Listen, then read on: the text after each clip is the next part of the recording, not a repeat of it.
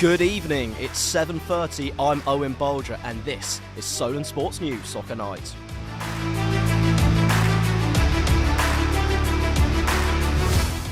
It's a night of Champions League football down to the tests and trials of non-league. From the Allianz to the Poundland Bescot Stadium, from Lisbon to Newport, we will keep you covered throughout and of course not forgetting tonight's headline clash, Manchester City versus Real Madrid.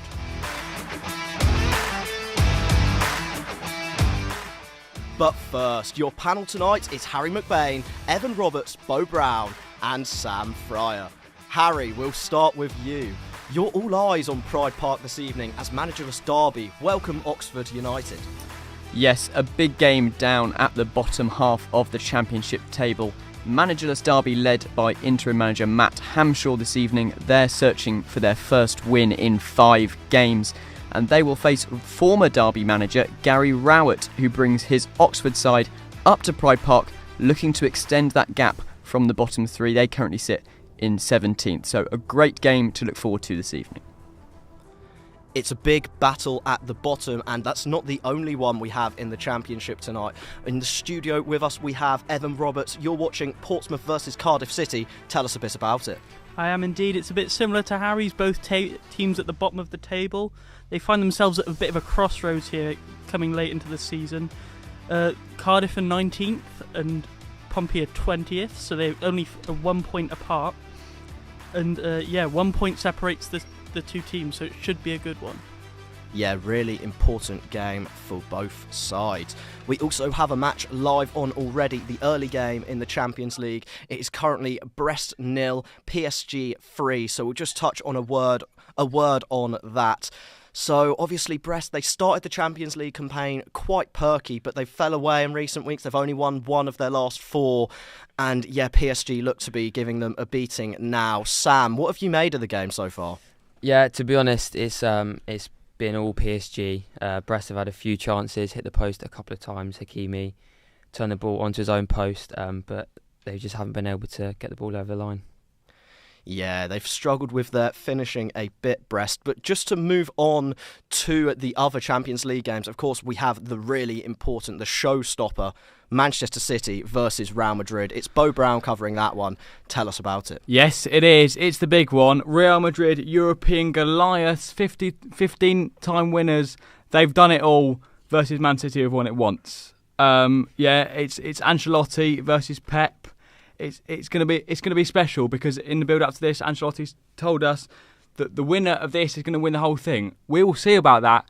What's certain is that we thought we'd see this tie later on in the competition. As a result of the new layout, it's happening now. We'll have to deal with that and see how it goes. Yeah, almost opposites of each other, weren't they? Of course, City started really strongly and then fell away in the Champions League towards the end with some real poor performances against the likes of Feyenoord and PSG where they threw away chances. Real Madrid, the opposite way round, started a bit shakily but got more of their squad back and have pushed on since. How do you see the game going? Well, there's always something special about Real Madrid in Europe, isn't there? I think, you can never count them out. There's always some romance surrounding Los Blancos when it comes to Europe. No matter how badly or well they're doing domestically, you can't count them out. As for City, I mean, it's been a dreadful season for them, for their standards. It really has. But they've got Pep and they've got Haaland, which means they've got a chance. Yeah, of course. And that isn't the only Champions League game we're covering tonight. We also have Sam Fryer in the studio for Sporting Lisbon versus Borussia Dortmund at the Estadio Jose Alvalade. Sam, tell us about it. Yeah, another big game. 2 pretty dominant sides in their respective leagues. Obviously Dortmund, former winners in 96 and 97 and 2-time runners-up, got to the final last year. Sporting haven't won it, but if you wanted to know, they won the European Cup Winners' Cup in 1963-64. It's the fifth meeting in their history. All 4 times were in the Champions League. Sporting have won 1 of them. Dortmund have won the other 3. But yeah, Dortmund on a bit of poor form, haven't kept a clean sheet in 13 games, and obviously Sporting started off very strong. But finished on 11 points this season. Ruben Amorim got 10 of them, so I think that says it all. certainly one to keep an eye on. Before we delve deeper into those games, we've got Will Charlton on the line. He is at Crawley at Broadfield Stadium for Crawley versus Stevenage. Will, tell us a bit about it. Yeah, I'm here at a dark and gloomy Crawley town where it really sets the mood for around the stadium. Crawley sitting in the relegation zones, 6 points off safety at the minute. However, I've got the two lineups for you. In goal for Crawley is number 1, Joe Wallacott. And you've got 3, Dion Conroy. Number 5, Charlie Barker. Number 6, Max Anderson. Number 7, Harry Forster. Number 9, Will Swan. Number 12, Kamute Kamara. Number 14, Russian Henry Murphy. Number 23, Bradley Ibrahim. Number 29, Polish Romney. And number 30, Ben Radcliffe. And for the visitors, they're only 7 points off the playoffs. They've been doing well under Alex Ravel since he's come in on a temporary, now been made permanent. So in goal for them, they've got number 13, Murphy Mahoney. Number 5, Carl Gianni. Number 6, Dan Sweeney. Number 10, Daniel Kemp. Number 11, Jordan Roberts. Number 14, Kane Smith. Number 16, Lewis Freestone. Number 19, Jamie Reid. Number 22, Daniel Phillips. Number 23, Louis Thompson. And number 27, Brandon Hanlon. I'm hoping for goals. There were 7 goals in Crawley's last game, so fingers crossed for some more here. Brilliant. Thank you very much, Will. Of course, Crawley at the moment on their longest unbeaten run in 4 years, so they'll see if they can continue that tonight despite having the least home points won in League One. Also in League One, we have Matthew Cook at the picturesque Select Car Leasing Stadium. Matthew, tell us a bit about how this one's going to go. Well, good evening, Owen, and thank you for having me today. I am at the Select Car Leasing Stadium, as you said, very picturesque stadium this evening. The players are just warming up, but there's just a couple of changes. Very unchanged side against from the game against Huddersfield last week with the 0-0 draw. The only changes really are Kelvin Ehibashi-Oman coming in for a breather and Mbengi coming in for Kamara. So just the 2 changes for Reading. Meanwhile, for Shrewsbury, again, just only 1 or 2 changes. I believe the lineup is actually just 1 change. It's just Nurse coming in to replace Gilead. So, yeah, the sides are looking quite good in their warm-ups so far. Obviously, Shrewsbury coming out with a fantastic 2-1 win away at Rotherham last week, and this will be a feisty game for sure, Owen. Thank you very much, Matthew. So yeah, Reading, of course, the second most home games won in League One, and we know how important Amadou and Mbenge is to their team. So we'll see how that one continues and progressive. We'll join Harry McBain now in the studio, who's going to tell us a bit more on the team news in Derby's game. Yeah, so the team news has just come out for this fixture, and for Derby, interim manager Matt Hamshaw, he's just made 2 changes for Derby from their last game away at Norwich. We see Callum Elder and Caden Jackson enter the squad, and they're coming in to replace Ben Osborne and Liam Thompson. It looks like potentially they're shifting to a 4-4-2 from the 5-4-1, so that could be an interesting tactical change to keep an eye on this evening. As for Oxford, they're bringing in Siriki Dembele, Peter Kioso and Mark Harris. Now, the latter replaces January signing Tom Bradshaw. He led the line last time out against Burnley, but is not featuring tonight at all. Top scorer Greg Lee remains at left-back. He's scored 5 goals this season, which is quite a lot for a defender. Can he grab some more tonight? We'll find out. Yeah, I mean, that is a remarkable tally for a player of that position. Evan, of course, you have some team news for us in Portsmouth versus Cardiff. Yeah, of course, we'll start with the visitors. Callum Robinson will lead the team again, top scorer for Cardiff. There are some notable omissions with Aaron Ramsey, who's probably the big star of Cardiff coming into this season. He played 60 minutes against Stoke, but has been left out of the team completely. And as well as Alex Robertson, who's the second highest top scorer at Cardiff. He's also been left out in what looks like it'll be quite a thin Cardiff midfield. Over into the home team, there's only one change in the lineup, with the new signing Isaac Hayden loaned in from Newcastle. Everything else is as they left it. Yeah, exactly. So, of course, we really want to focus on the big headline game of today. Manchester City versus Real Madrid. They faced each other year after year after year. How does the team look this time round? Yeah, they have. It's the 4th time that this tie has been drawn 4 years in a row. For the 4th time consecutively. So it's wholesale changes really for both sides. For City, Núñez drops out, as does Kovacic, Gundogan, and the big one really, Foden. In comes Diaz, Aki, Savinho and Grealish. Pep, interestingly naming 5 centre-backs. So does that mean a 3 at the back, a 5 at the back, or a John Stones type midfield? And a big one for City really, new signing Nico Gonzalez makes the bench, having played 20 minutes against Leyton Orient. As for Real Madrid, Rudiger and Vasquez are injured, whilst Diaz and Modric drop out. In comes Ceballos, 21-year-old Raul Asensio starts at the back, Camavinga and the special talent Vinicius Jr. plays alongside Mbappe and Rodrigo up front. You mentioned young Asensio at centre-back. Of course, he's had some really big nights already in his career. He played at Anfield earlier this season. How do you think he'll match up against the test of Erling Haaland? I mean, arguably the best goal scorer in the world. Well, it's not easy. It's Haaland at the Etihad, and especially given he's paired alongside Aurelien Tchouameni, who by trade is a central midfielder. But I think, Real Madrid, especially at the back, have had defensive frailties. They struggle with injuries, so it'll be interesting to see how he's going to cope. And I can't say I've watched a lot of him, but from what I've heard, he's accomplished for a young player. And of course, 6 months ago, you'd have never expected Phil Foden to be missing a big European night like this against Real Madrid, the fathers of the Champions League, really. Why do you think that is? Do you think Pep's made the right call? You're right, Owen, but to be surprised by Pep Guardiola's team selection isn't something we're not used to.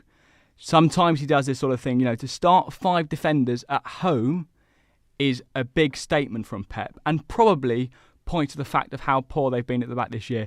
Phil Foden not starting is a big admission, there's no doubt, but clearly Pep sees something that he doesn't like in Phil Foden, especially for this game. Given that, the worst thing that could happen from a City perspective is to go down early, you probably want to stay tight for the first half an hour, see how it goes, and Phil Foden, I'm sure, will make an appearance off the bench if they need him to make an impact. Yeah, I'm sure he will. I'm sure we will see him tonight. We also do have coverage for you of Juventus versus PSV's game. We actually have some reporters in Turin for that one, so we will hear from them at some point, I'm sure. Of course, that's an important game, but we have another one in the studio in terms of Sporting and Borussia Dortmund. Sam, what team news have you got for us? Yeah, lots of changes. 6 changes across both teams. 4 for Sporting, 2 for Dortmund since their both teams' last Champions League game. Since Sporting's last game, 4 changes. Silva, the goalkeeper that they signed on loan from Betis in January, comes in for Israel. St Just and Mateus come in defence. Interestingly, moving Maximilian Araujo, the Uruguayan midfielder who played left back against Bologna, moves into the attacking midfield slots. We'll see how that goes. João Simões comes in for the suspended Morten Hjulmand, and the promising wing back Giovanni Quenda comes in at left wing for Catamo. For Dortmund, just 2 changes. Gross comes in for Bayer in the centre mid, just simple as that, and Svensson starts for the first time since signing from Nordsjælland on loan in January. So yeah, be interesting to see how they get on. Yeah, it will be very interesting indeed. Of course, kickoff is fast approaching in a lot of our 7:45 games today. A couple being covered in the studio. Harry, how's it looking at the moment at Pride Park? Empty, which is kind of something as a Forest fan I quite like to say. But the teams have just made their way out. We're seeing them, in a few little huddles, ready to go. But this should be a really interesting game. It's one that Derby potentially going to have a new manager in the next few days, and they're kind of in a state of limbo at the moment.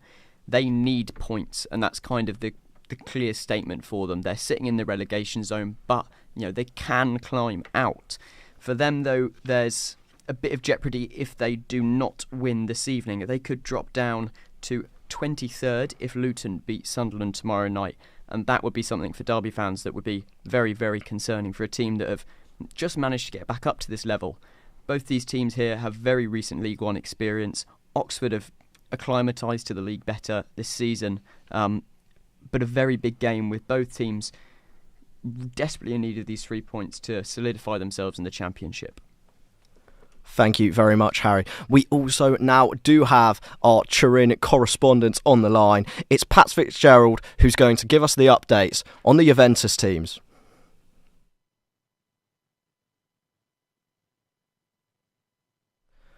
Sorry, Pat, we're just struggling to get through there. If you just unmute for us. Hello. Yep, we can hear you. Hello, Owen. You're going to hear the Champions League music in the background. The atmosphere is building here at the Allianz Stadium. The teams have just got inside for their pre-match team talks, and we are ready here. Approximately 15 minutes until kick-off. The fans are in full voice, and it's an amazing experience. The excitement is building, and yeah, absolutely incredible. Pat, I have the pleasure of informing you that you are the very first students to be reporting on a Champions League game. What's it been like tonight? I mean, there was an early start this morning, up at 3 a.m, but it's been absolutely worth it. A long journey. We've been out exploring Turin all day in anticipation for the game tonight. We've just witnessed the atmosphere build hour by hour, and now we're here 50 minutes from kick-off. It's incredible, and it's amazing. Of course, Juventus have been the team of the draws, the team of the nil-nils. Is there any concerns about that amongst you lads today? I wouldn't say so. I think it's more about the experience. It'd be nice to see some goals, but honestly, it's just about the experience for us four. Hopefully we'll see some goals. Fantastic. Thank you for joining us. I hope you enjoy your time, and we'll hear from you with all the latest updates. Perfect. Thank you, Owen. Thank you.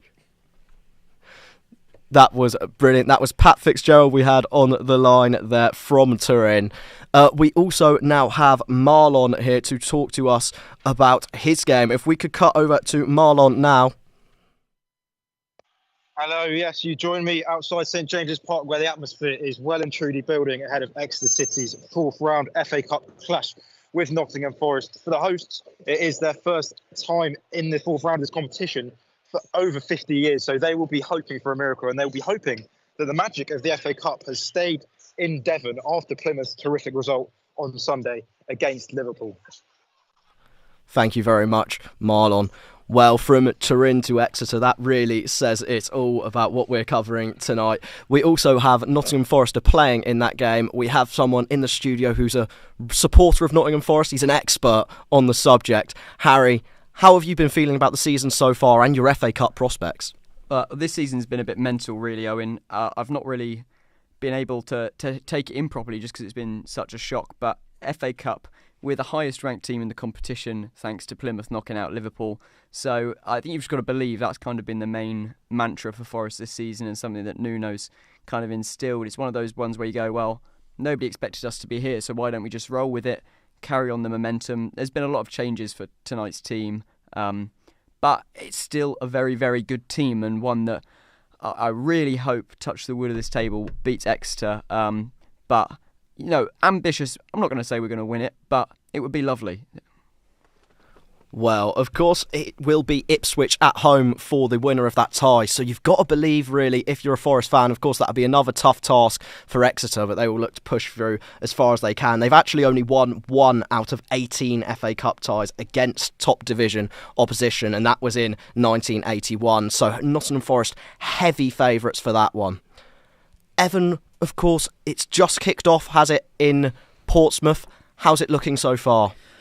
Yeah, we've just kicked off here. A couple of dicey challenges already, but goals I think will be a bit hard to come by. Both teams have got haven't got great attacking records, and Pompey have gone 2 games without a goal so far at Fratton Park. The last time they went 3 games without a goal was back in March of 2014.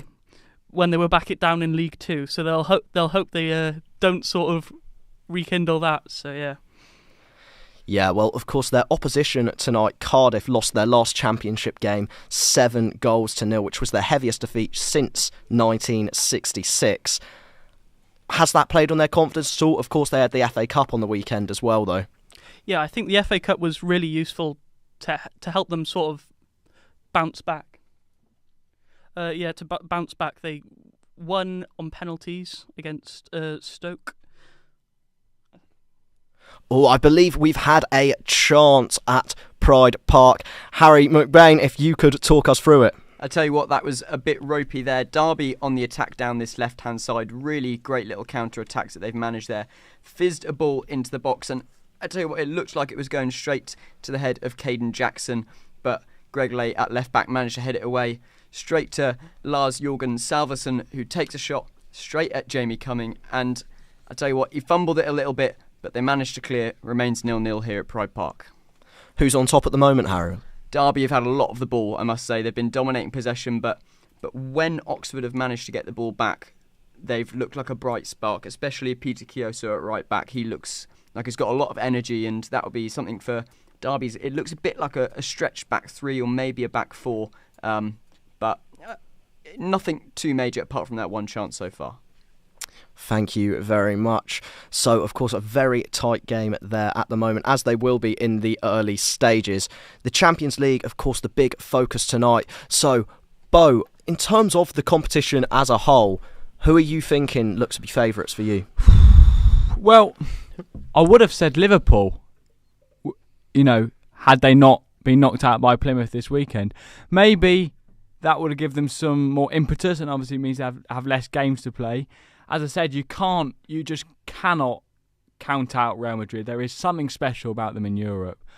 They never seem to go away, even times where it looked like they were dead and buried. They fought on and fought on. I'd probably give it Liverpool, though. Having said that, I just think the squad depth that they've got.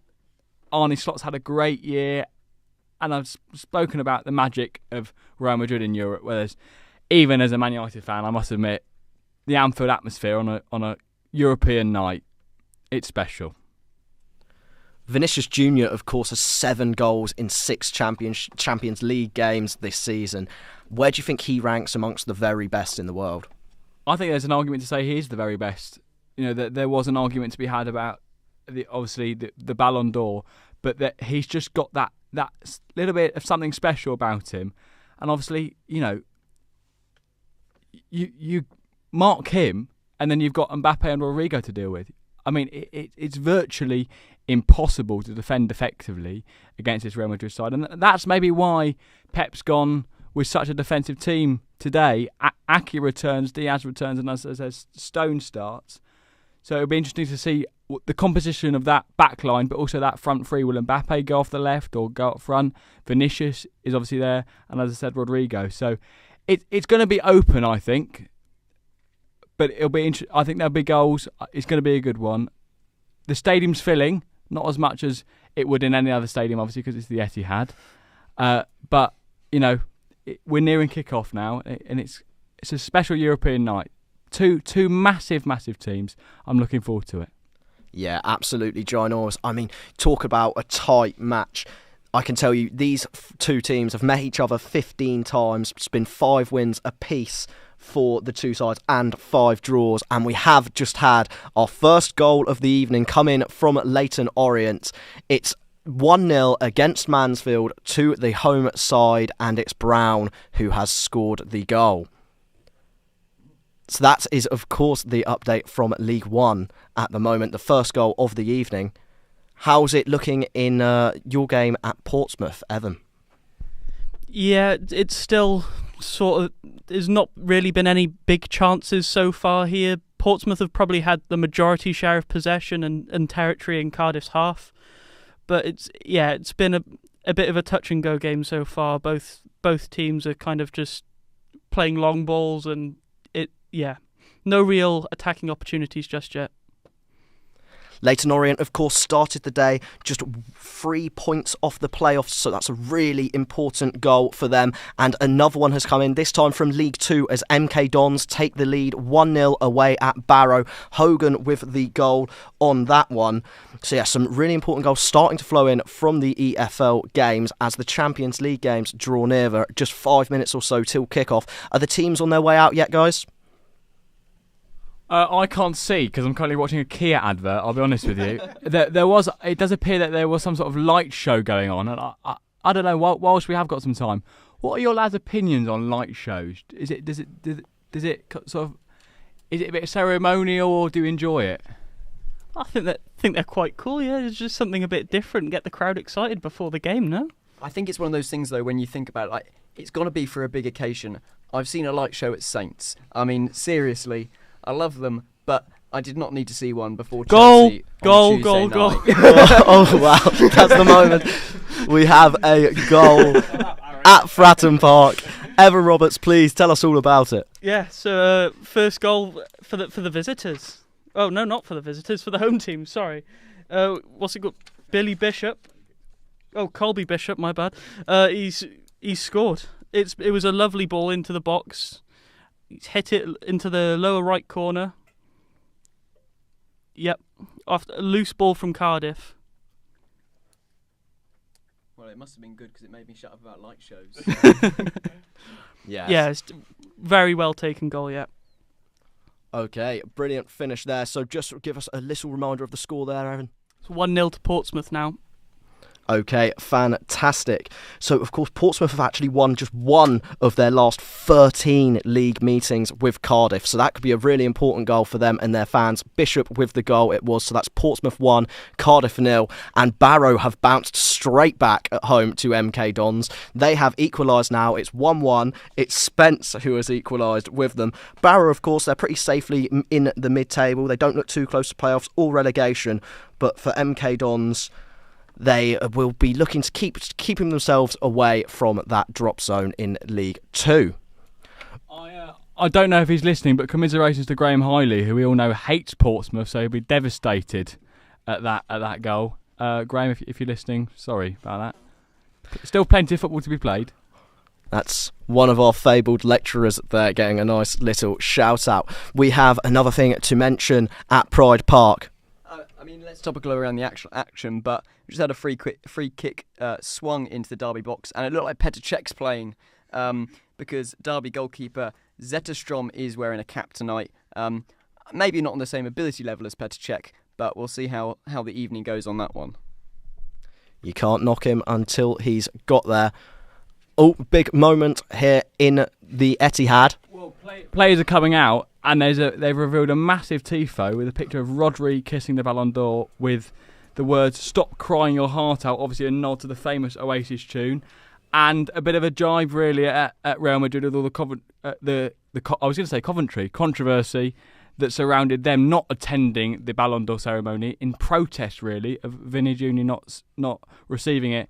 Players are standing up now. We're hearing the Champions League tunes. It's moments away, but that sets the tone really for a feisty affair. I tell you what, you don't get jibes much less subtle than that. We've had another chance at Portsmouth. Evan Roberts, tell us about it. It was a big cross into the box, and it was a clearance, well, an attempted clearance really, that's just about gone over the bar and saved his blushes really, because otherwise that would have been quite an embarrassing own goal. There was also shouts a couple of minutes ago for a penalty, handball, but ref cleared it quite quickly. Oh no, corner just went beyond the far post. Yeah, so we'll bring it back to the Ballon d'Or, of course, and Man City's pretty clear jibe at Vinicius Jr. Harry, did you think it was the right call in the Ballon d'Or ceremony? Well, I think it was. Rodri's sensational, and you can tell it when Man City don't have him. And I thought it was just really unprofessional of City not to rock up. I mean, I know we all know days in advance now who's won it because of Fabrizio and other journalists telling us, but they shouldn't really have known that Vinicius hadn't won. They should have been there. I mean, they won an award, didn't they? And they weren't there to accept it. I don't know what some of you think, but I thought it was just really ridiculous them not showing up. Yeah, I think a club of Real Madrid's stature should turn up. They've had players who've won it so many times. Like Harry said, they won an award, so I don't know why they wouldn't turn up. So yeah, it's a bit like sort of what you're doing when it happened, but it's happened now, and obviously City are letting them know about it. I tell you what though, Vinicius Jr. is not a player that you'd really look at and think you want to start a fire in his belly before a game, is he? He's someone that thrives off that kind of atmosphere, isn't he? Do you think that will impact the game, Sam? Maybe. To be honest, as a Man United fan, I hope it does. I hope he gets a hat-trick. But no, it probably will. As a professional, you want to be competitive, and that's probably definitely something that will fuel that fire. I think it's very interesting that you've got a Derby, a Forest fan even covering Derby, and a Man United fan covering Man City. Obviously, it shows that there's not many Derby or Man City fans out there to cover their own games. Yeah, of course, you can always trust the Solent Soccer Night to not have any bias and plenty of professionalism in the studio.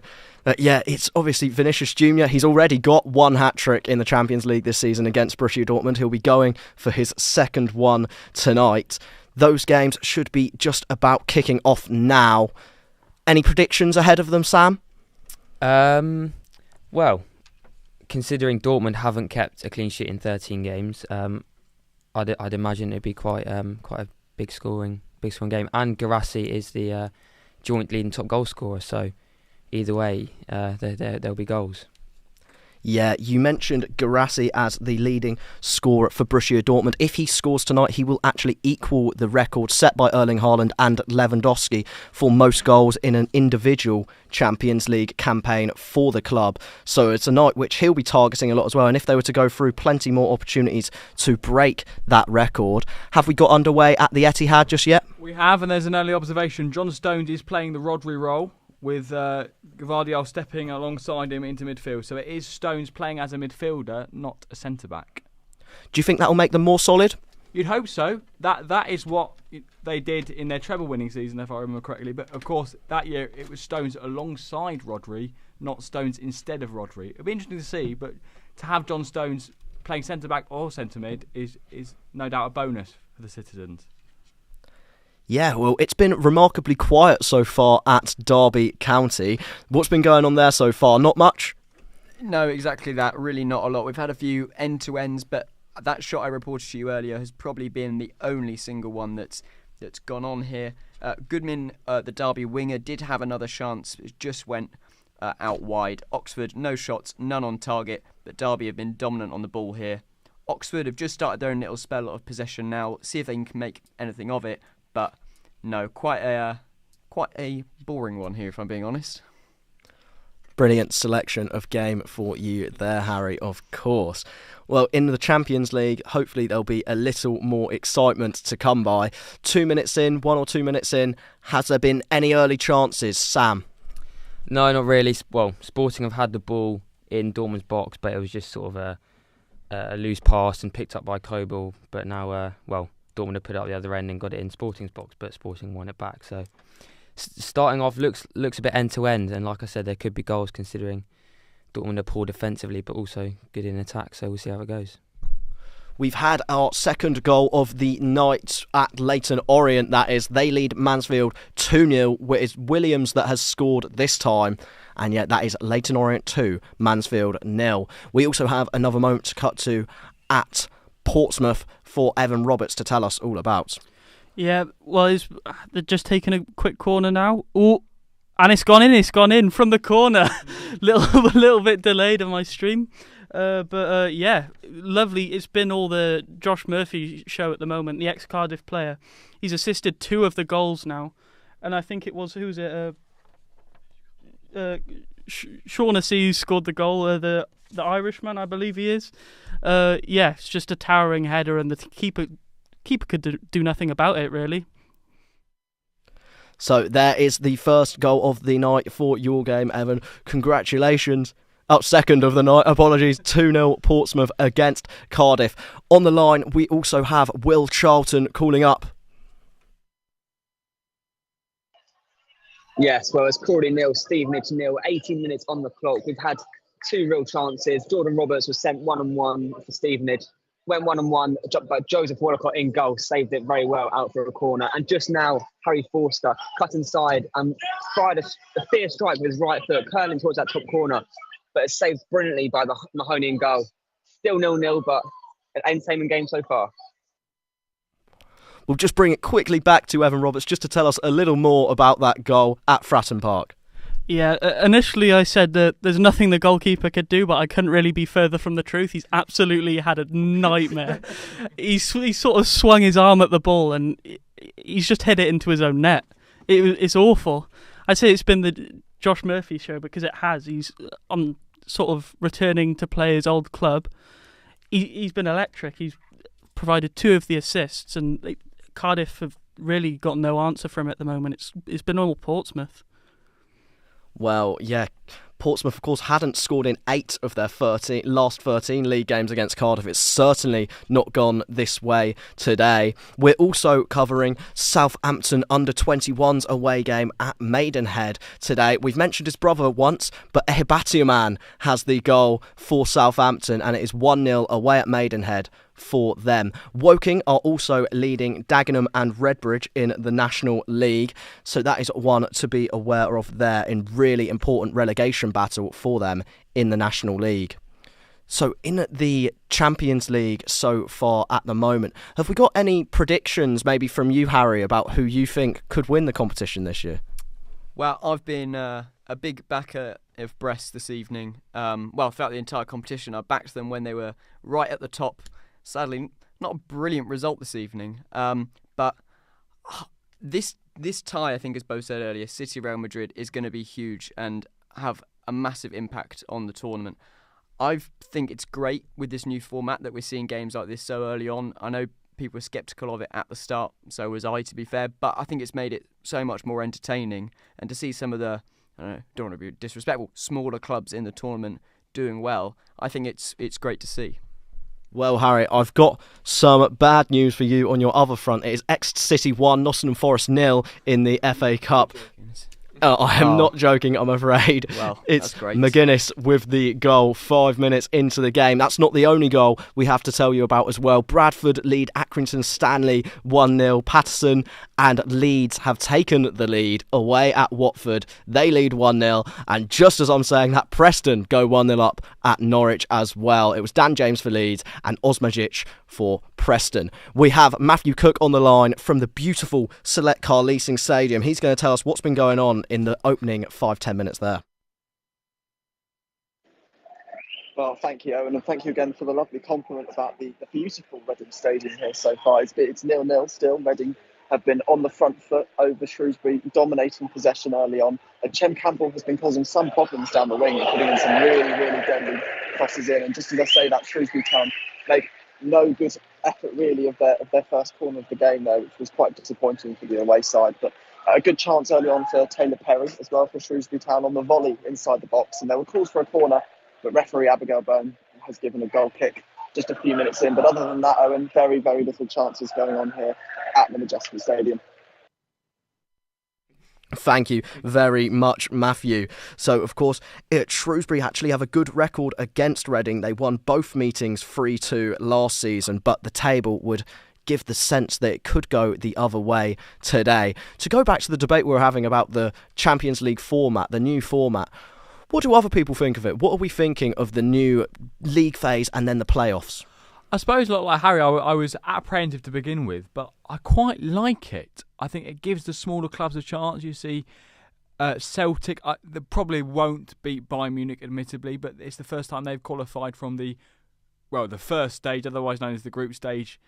Was from in my lifetime, from what I can remember. It gives this. We got another one here. Sorry, it's a first goal for Cardiff City, back in the game. Wow, goal from Callum O'Dowda at the back post. Lovely header, right across the goalkeeper. This time he had no chance. Wow, real goal fest at Fratton Park. Portsmouth 2, Cardiff 1. We'll bring you back to Bo now to finish his opinion. He's not very happy we've cut him off. Yeah, no, that's fine. It's not your fault. Don't worry, Evan. I like it. I think it means that we see big ties early on and gives the smaller teams a chance. So, that just shows not all changes in football are bad ones. Evan, the game's swinging back the way of Cardiff.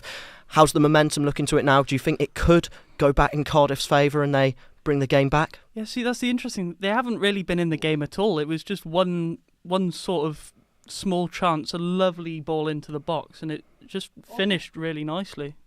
It's just, I think that should come in as a sort of, sorry. We've got a hand waving at us from Bo Brown at the Etihad.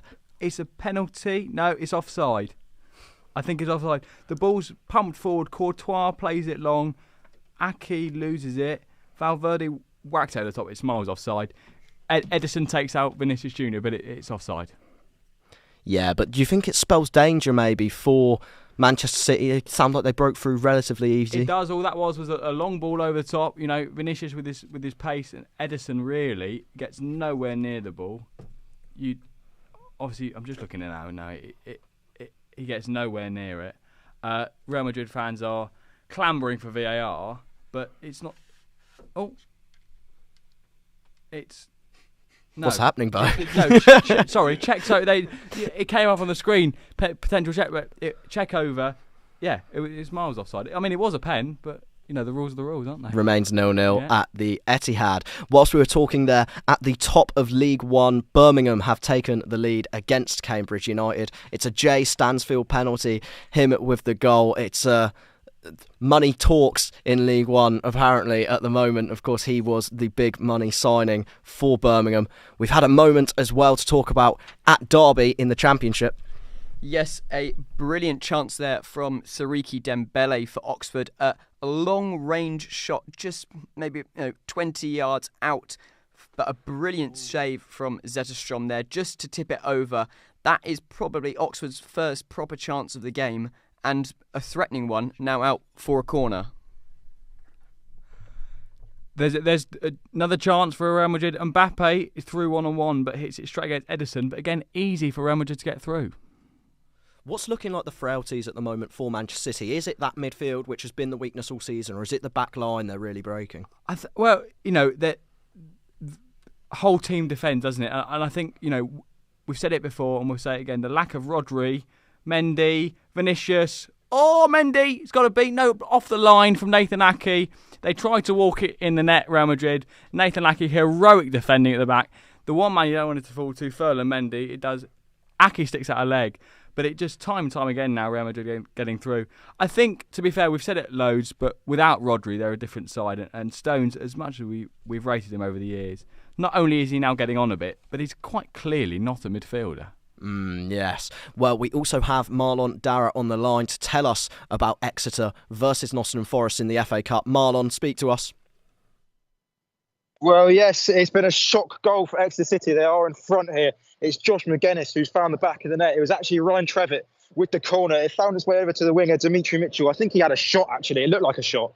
Miguel saved it straight into the path of Exeter City's current top scorer, Josh McGuinness, who put it home. And my word, we could be on for quite a shock here. I don't want to jinx it, but Exeter City have the lead against currently the highest ranked side left in this competition. So, yeah, I mean, incredible.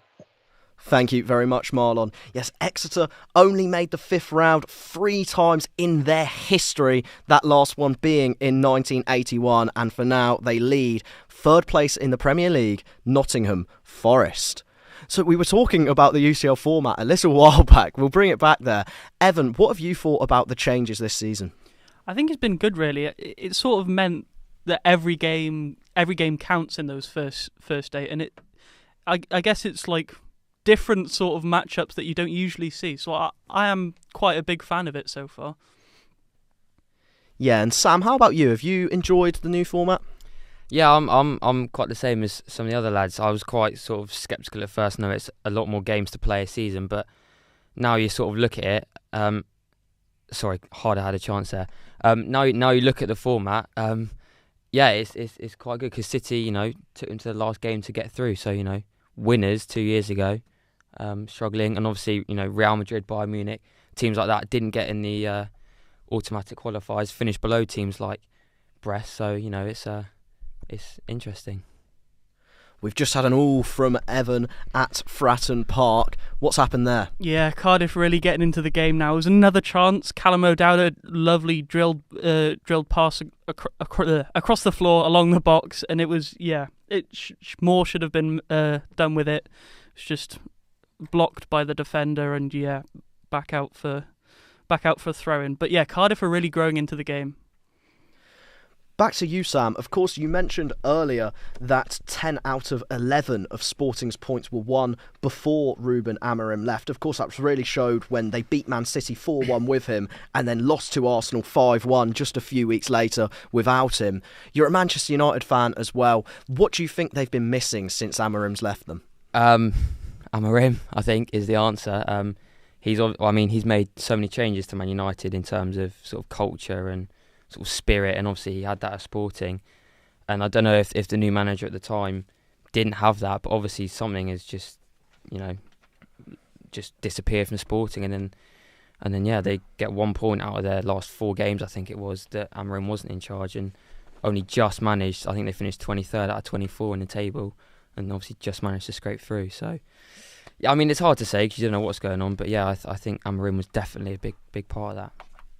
Unbeaten in their last 13 league games, and it looks to be going that way again. Leeds United have doubled their lead at Watford. It's Dan James again for them, and that is now 2-0 to the away side at Vicarage Road.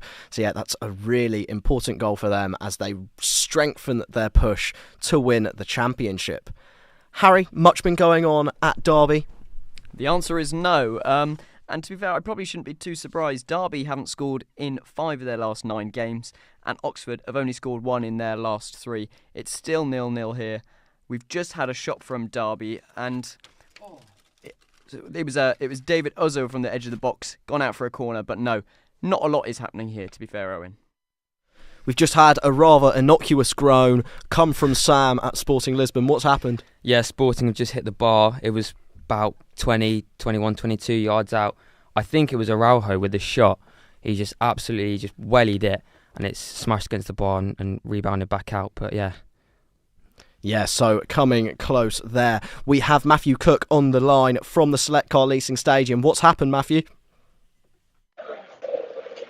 Hi, Owen. Well, Shrewsbury had themselves a penalty here. So a corner from Shrewsbury, and there was a high kick from Chem Campbell there on John Marcus. And John Marcus has stepped up on the spot. So if you stay with me here, John Marcus is just about to take the penalty. Could be great for deadlock for Shrewsbury Town against Reading. Steps up, runs up, and his effort is saved. And the rebound is saved again. It's a fantastic save from Joel Pereira. And again on the rebound. And the effort just seems over the guy afterwards. After the deflection off of his guy. What a fantastic save. And the atmosphere has really, really built up now. Reading I tell you what, really on the ropes there. I tell you what, we can hear it is really bouncing there in the Select Car Leasing Stadium. Joel Pereira, one of the highest rated goalkeepers in League One for preventing goals, and one of the highest rated on SofaScore and stuff, of course. We have another Reading expert who's worked with him closely here. He wants to tell us a little bit about Joel Pereira. Well, that save will make this even more impressive. I don't know, probably breaking some rules here. Joel's got a trapped nerve in his neck at the moment. He didn't train earlier in the week. He had a trapped nerve. He's had to be on painkillers and an injection before this game. So a brilliant save there if he's injured in that way. Okay, thank you very much for that, Harry. We've also got Pat Fitzgerald on the line here from Turin to give us the update in the Champions League. Pat, what's been going on? Well, thank you, Owen. I mean, Juventus, I'd say, have been dominating so far in this game. They started off the blocks extremely quickly. Dangerous players. We're agreeing in Kieran Yildiz and Timothy Webb. Incredible. Where bombing it down the right-hand side. He's been absolutely rapid. PSV, though, slowly growing into the game, made a couple of chances. Gregorio tested, had to punch the ball away from danger. But, fair, I'd say Juve have been dominating so far. Thank you very much, Pat. Keep us updated. Oh, we've had a goal at the Etihad. Bo Brown, please talk us through it. It's the big man. It's Erling Haaland. Who else? Real Madrid have been on top, really, but first Haaland chance, first goal for City. It's an excellent dink ball from Grealish, who finds Vardy, and he nods it down to the path of Haaland, and he's the one man in the entire world from a City perspective you want it to fall to. Makes no mistake. City lead here, but haven't been on top. And I was just going to talk about the excellence of Real Madrid's front three. Just watching it again. Vardy, who plays the ball through with his weaker right foot. It's an excellent pass. Finds Haaland. Back to Grealish. Into Vardy again, who nods it down. Haaland, is he offside, possibly? Flag stays down immediately, but there might be a check. Haaland buries it. You might have to come back to me again. Well, to yeah. hear about the offside. I'll tell you what, Haaland hadn't scored in any of his 4 games against Madrid. He hadn't played a team for Manchester City more who he hadn't scored against. That sounds like it might have changed. We'll have to double check. We've got Marlon here calling back up with us to give us the scoreline in the FA Cup. Yeah, I have to say, it's all gone very quiet on the terrace here at the Big Bank. That is because the visitors have levelled it up. And to be fair, it was an absolutely excellent ball from Ibrahim Sangare, just splitting that extra midfield. It was Ramon Sosa who was there to finish it off. The keeper got a hand to it. In my opinion, probably should have saved that, I think, anyway. But yeah, it's 1-1 here. Very entertaining start to this game. And yeah, hopefully see many more goals. Yeah, thank you very much, Marlon. I can tell you Harry McBain is very happy in the studio about that one. We also have Will on the line from Crawley. He's going to give us the update now. Yes, still Crawley 0, Stevenage 0, but chances are coming a bit quicker now. Russian head Murphy for Crawley was sent in by Tolas Romney, 1-on-1 with the keeper. He tried to be a little bit too cheeky and chipped the ball over the keeper, but it went just wide of the goal. 35 minutes in, chances are flurrying now as Stevenage come forward, but it's cleared by Crawley. 35 minutes in, can we please get a goal soon? Tell you what, it's the name on everyone's lips today. Southampton under-21s now lead 2-0. It's Ehibatiaman again for them. We'll be hoping his brother gets on the score sheet at the Select Carl-Eason Stadium that Matthew Cook can ring up and tell us about. Bo, if we could just go back to you on that Erling Haaland goal. Still not sure. Still being checked, Clement Turpin and his team. I mean, the goal is so good. What happened to automatic offsides? Exactly. Well, you don't want to... Obviously, I can't hear the commentaries. I don't know what's being said, but stadium's gone a bit flat. It's obviously gone in, and it's still saying 1-0, but I'm really none the wiser. It was tight. It was tight. The chested ball down from Vardy makes an excellent inverted run to find Haaland. He buries it, of course. No doubt there. But, I mean, the players are stood there as if to say, goal, no goal, let's just get on with it.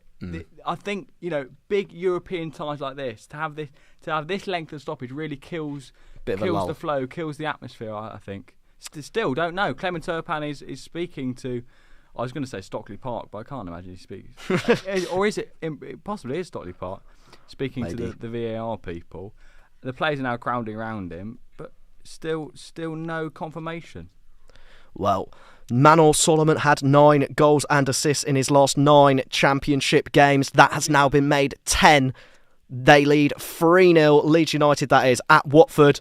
Bo Brown, give us the latest update on the Manchester City goal. Goal confirmed. Erling Haaland scores.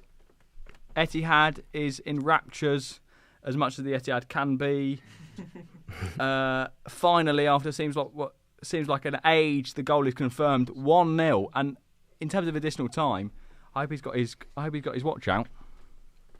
Yeah, I imagine it will be quite a lengthy amount of additional time at that one. Evan, just let us know what's going on at Fratton Park at the moment. Yes, about couple minutes ago, the goal went. Not a goal. The ball went into the back of the net for the 4th time here in Fratton Park, but unfortunately for Cardiff, it was offside.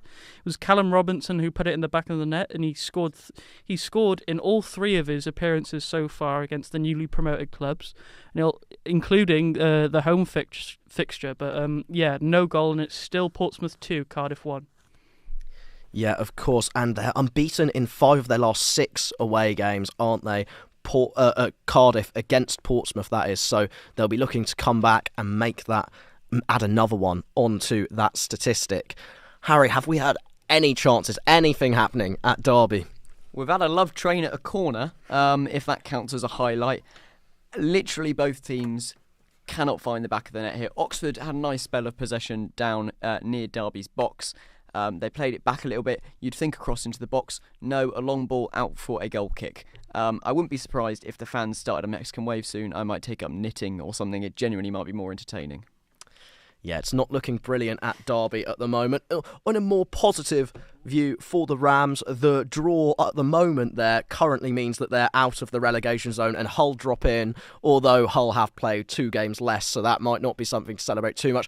Evan Roberts, he's getting excited for us. Oh, the keeper's almost had an absolute stinker again. He's having an absolute mare of a game. He's just he's been tackled by a Portsmouth player. I don't know what he's doing. What's his name? I don't know. Shocking. Well, I think Horvath started the start of the league, but it's Alnwick. I don't know who he is, but he's had a terrible game.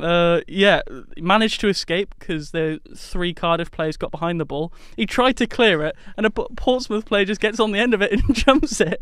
He then tries to tackle the Portsmouth player and just runs him over. It's just, he's got very lucky there. It's been a very good game so far. Vinicius has hit the bar. Jinking feet from Carlos Vinicius. No, he plays for Fulham. Vinicius Jr. deflected, I think, onto the bar. Edison, no chance. Something out of nothing for Real Madrid. But with the players they've got, you expect that. Oh, it's inches too. Edison got a touch this out for the corner. Rodrigo whips it in. Cleared by Kanji. Back out to Rodrigo. He does well. Rodrigo. Oh, blocked by Kanji. I tell you what, it's getting going now, this game. Big moment there from Vinicius. Hits the bar. Still 1-0.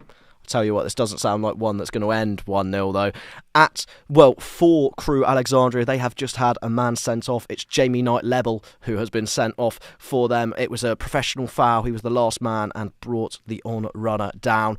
Birmingham City also now lead 2-0 against Cambridge United. It's a Bennett own goal, and yet that has doubled their lead as Wimbledon just take the lead against Crewe. Jamie Knight-Lebel, of course, sent off for fouling his man. It was a penalty, and Stevens has scored it. So that is Wimbledon 1, Crewe 0.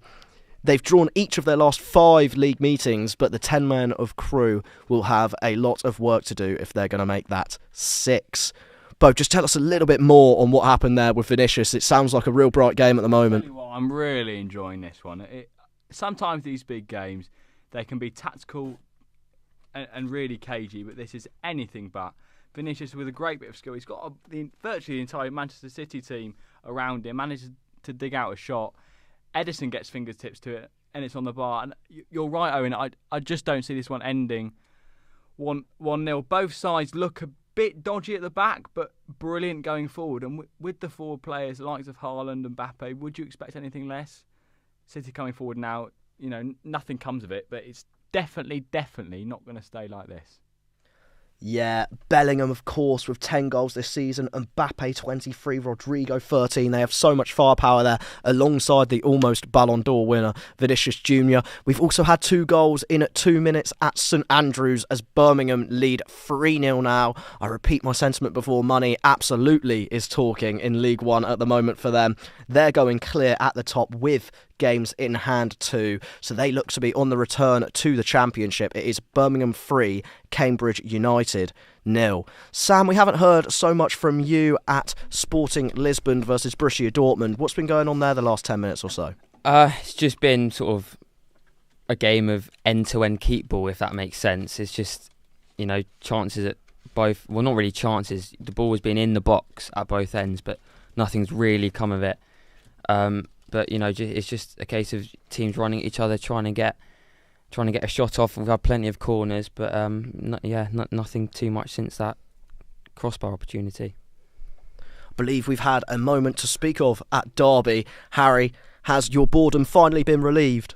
Well, I'll tell you what, I've just seen the ugliest coat I think I've ever seen ever. They did a close-up of a fan, and it was like a fur coat, black and white, obviously, for Derby, almost in a kind of Cruella de Vil kind of design, and honestly it was dreadful. Wherever they found that from, they need to get the receipt out and return it. That's as interesting as this game gets. Back to you, Owen. Tell you what, it must be pretty bleak at Pride Park. We've just had an all from Evan. Sorry to interrupt your coat talk there, but it's been another chance for Cardiff City. They've sort of been on top in the last 10 minutes.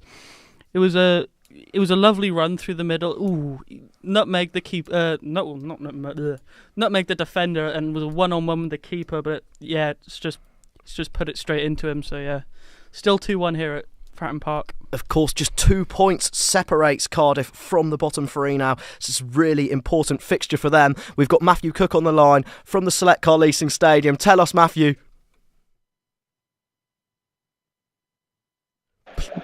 Well, Owen, thank you very much for having me again. And Reading are ahead. Jaden Wareham has just looked like he just poked the ball home. It looked like it was just kind of a ricochet in the box, and the forward has finally got on the goal tally after a difficult a difficult season so far for the forward. But no, Wareham has opened the scoring for Reading after that penalty save just a few minutes before. And Shrewsbury have just received the ball on the inside of the box from a mistake. Reading just managed to clear, but honestly, Owen, this game is really end-to-end now. It's getting feisty as well. Some challenges are flying in, but a fantastic goal from Wareham to open the scoring for Reading here. Well, the day's getting even better for the Hibatiaman family as well. Reading winning, and his brother now has a hat-trick for Southampton under-21s against Maidenhead. Going well for them today. Bo has an injury to tell us about at the Etihad. Before that, what a name.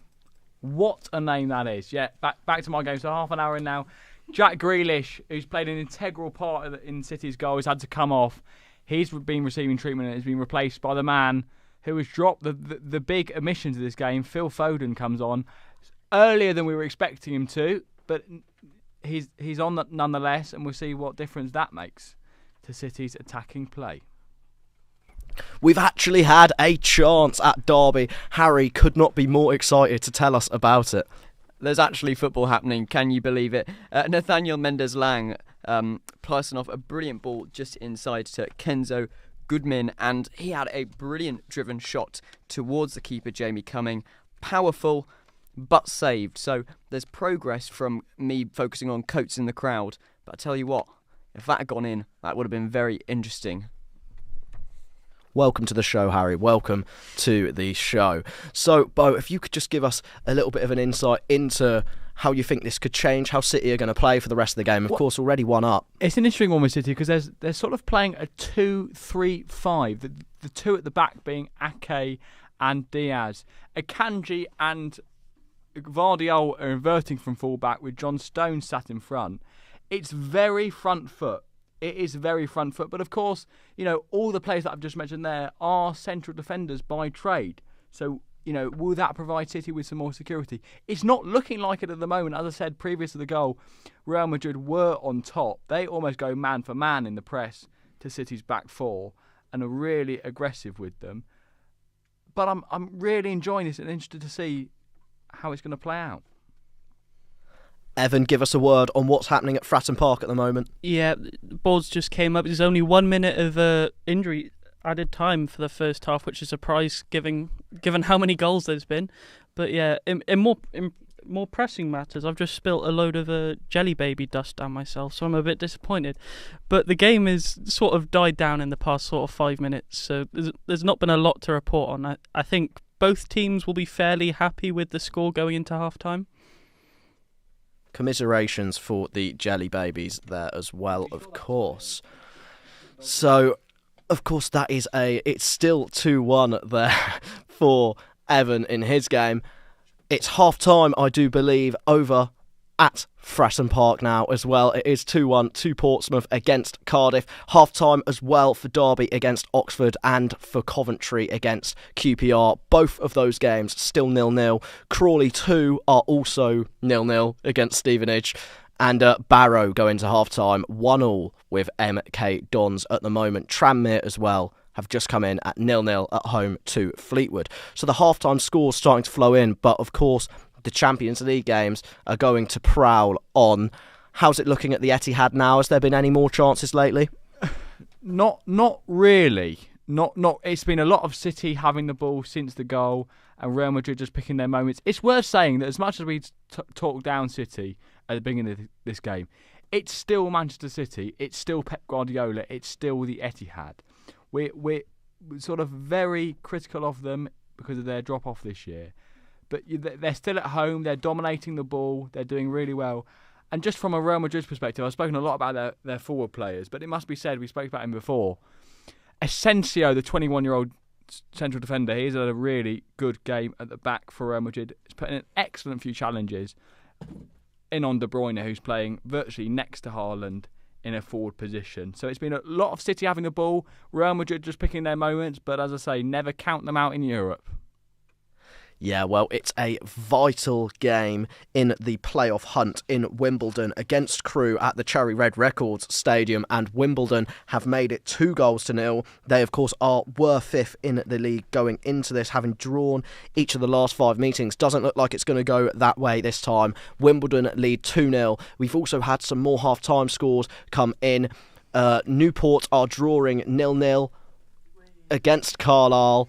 Oldham are losing 1-0 to Altrincham.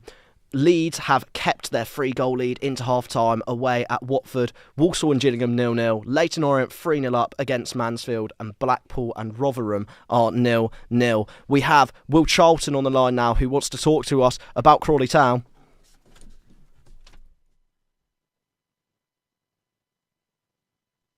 You could just unmute yourself for us, Will. Okay, apologies there. We're having some technical difficulties getting Will. Oh, here he is, Will. Not many shots to report on other than the lucky header Murphy, 1-on-1 in the 31st minute. He was kicked in by Tola Swansea, but found his kick just alongside of the post. Because Brandon Hanlon had a good chance to block. Jordan Roberts also had a 1-on-1 which was saved very well by Murphy and Mahoney in the Stevenage net. Possession-wise, 50-50, not losing chances. I can see the same opening up a bit more in the second half. Half-time, Crawley Town 0, Stevenage 0. Apologies for a little problem with the audio there we're having. We've also had a moment to talk about at the Etihad. Yeah, it's Phil Foden, the new man, cuts in from the right-hand side onto his left foot, shoots. It's a venomous effort, but easily saved by Courtois. City are starting to build some more momentum here, and Real Madrid certainly won't want to go 2-0 down, especially before the break. Vardiol wins it back. High up the pitch, Savinho. Oh, here we go. Bernardo Silva, Haaland, chance. Blocked by that man, Asensio. He's been brilliant. I'll tell you what, lads, for a young boy to come in, at this stage against Man City, a fantastic side at the Etihad. He has been really good. But City chances, and they will look to kill this off before the break. I tell you what, he looks a special talent. Asensio recently signed a new contract, but we have a call coming in from Turin. It's Pat Fitzgerald. Tell us what's happened. Yes, Owen, it is 1-0 to Juventus. Weston McKennie with the goal. There was a bit of a scuffle in the box, a couple of shots. Benitez did save well, but parried it out to the edge of the box, and Weston McKennie just strode onto the ball, and it was a sidewinder right into the roof of the net. Benitez absolutely no chance, and the crowd went absolutely berserk. We went berserk, and it's scenes here at the Allianz Stadium. PSV are trying to get back into the game, but Juventus are holding well. And yep, 1-0 Juventus. The old lady are standing strong again. They have the second best defence of any of the playoff teams. So that is a lead that PSV would really have been wanting to avoid giving away. I think we've had another chance at the Etihad, have we, Bo? Will City rue these missed chances? It's a corner whipped in from the right-hand side into the front post. Akanji's there. His flick on hits the bar and he's out. Not long to go here before half-time, and City are well on top now. Yeah, well, it's really important moments there at the Etihad. Sam, if we could just have an update on what is happening in Lisbon at the moment. Yeah, still 0-0. Dortmund have grown more into the game as it's progressed. But saying that, Sporting have just had a chance. Nice ball over the top from Quenda into Harder, cut back, and I think it was Simoes with a shot, but it was a P-roll into the hands of Kobel. Yeah, so few chances there. It seems that Manchester City is the place to be, and also maybe in Turin. They seem to be having a great time out there at the moment, as a lot of the half-time scores are rolling in, more and more of them. We just have a word quickly from Evan. Yeah, well, it's been a really entertaining first half of football. It's been sort of two different tales from both sides. First 20 minutes was all Portsmouth, and I wouldn't have been surprised if they scored maybe 3 or 4. But after that, it's kind of Cardiff have just been clawing their way back into the game. They could have scored again. They could have scored 2 or 3, but it's just been a load of chances. Yeah, great first half. Yeah, providing the entertainment there, of course. Just to give an update on the championship table at the moment, Leeds have just gone 5 points clear at the top. Of course, they're winning 3-0. Norwich are dropping back in the playoff race. They're losing at the moment. And Derby have dropped out, just come out of the relegation zone due to the 0-0 draw at the moment, but not looking great. And Portsmouth have gone past Cardiff City to put them in a lot more trouble of the drop once again. In the Champions League, of course, these games are still going. Bo, have Real Madrid looked like they're getting any closer to an equaliser? Not really.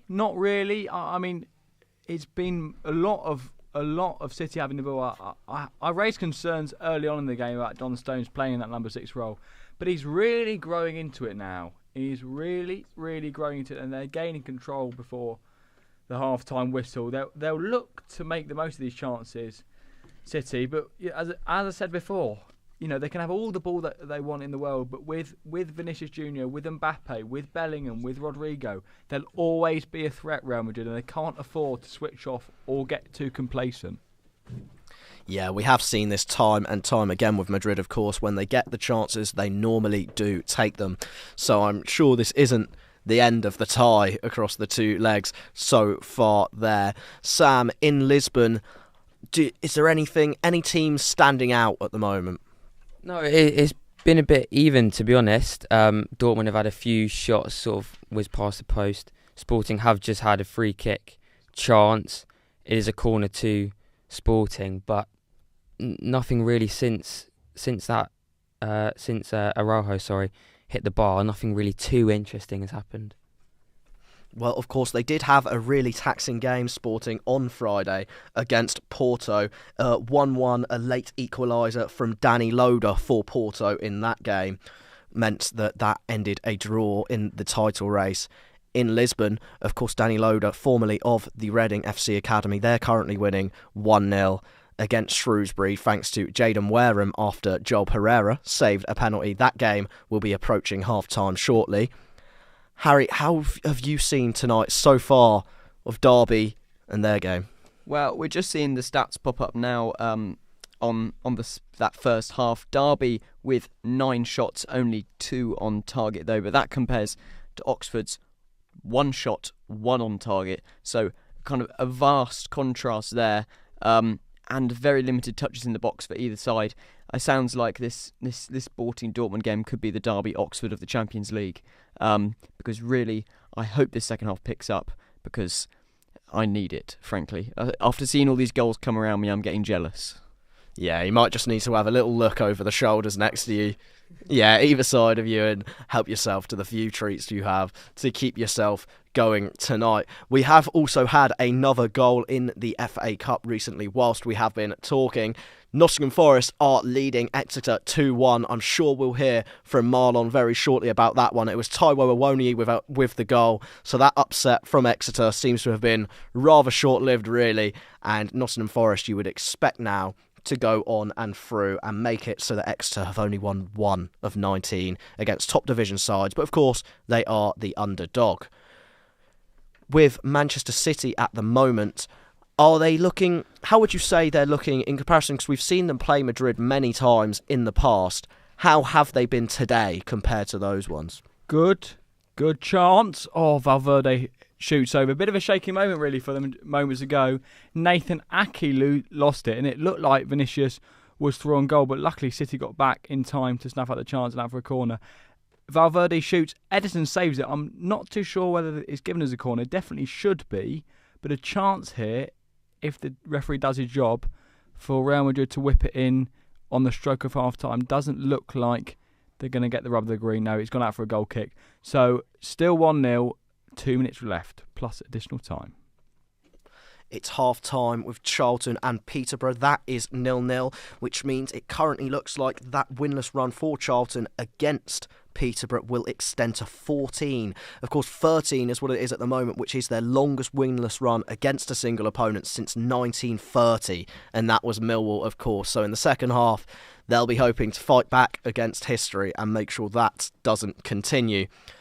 All the EFL games slowly coming to a close for the half now, but of course the Champions League prowls on. Juventus are still leading 1-0 against PSV. Of course, their manager Juventus, Thiago Motta, has won the Champions League twice himself as a player with Inter Milan and Barcelona respectively, so he knows everything that it's about.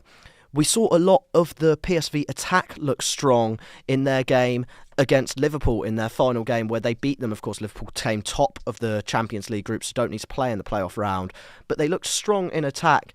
Do any of you really see something special from them? Of course, there are a lot of young players. Do you think they could turn this around against Turin? Yeah, it's possible. Again, football's football, isn't it?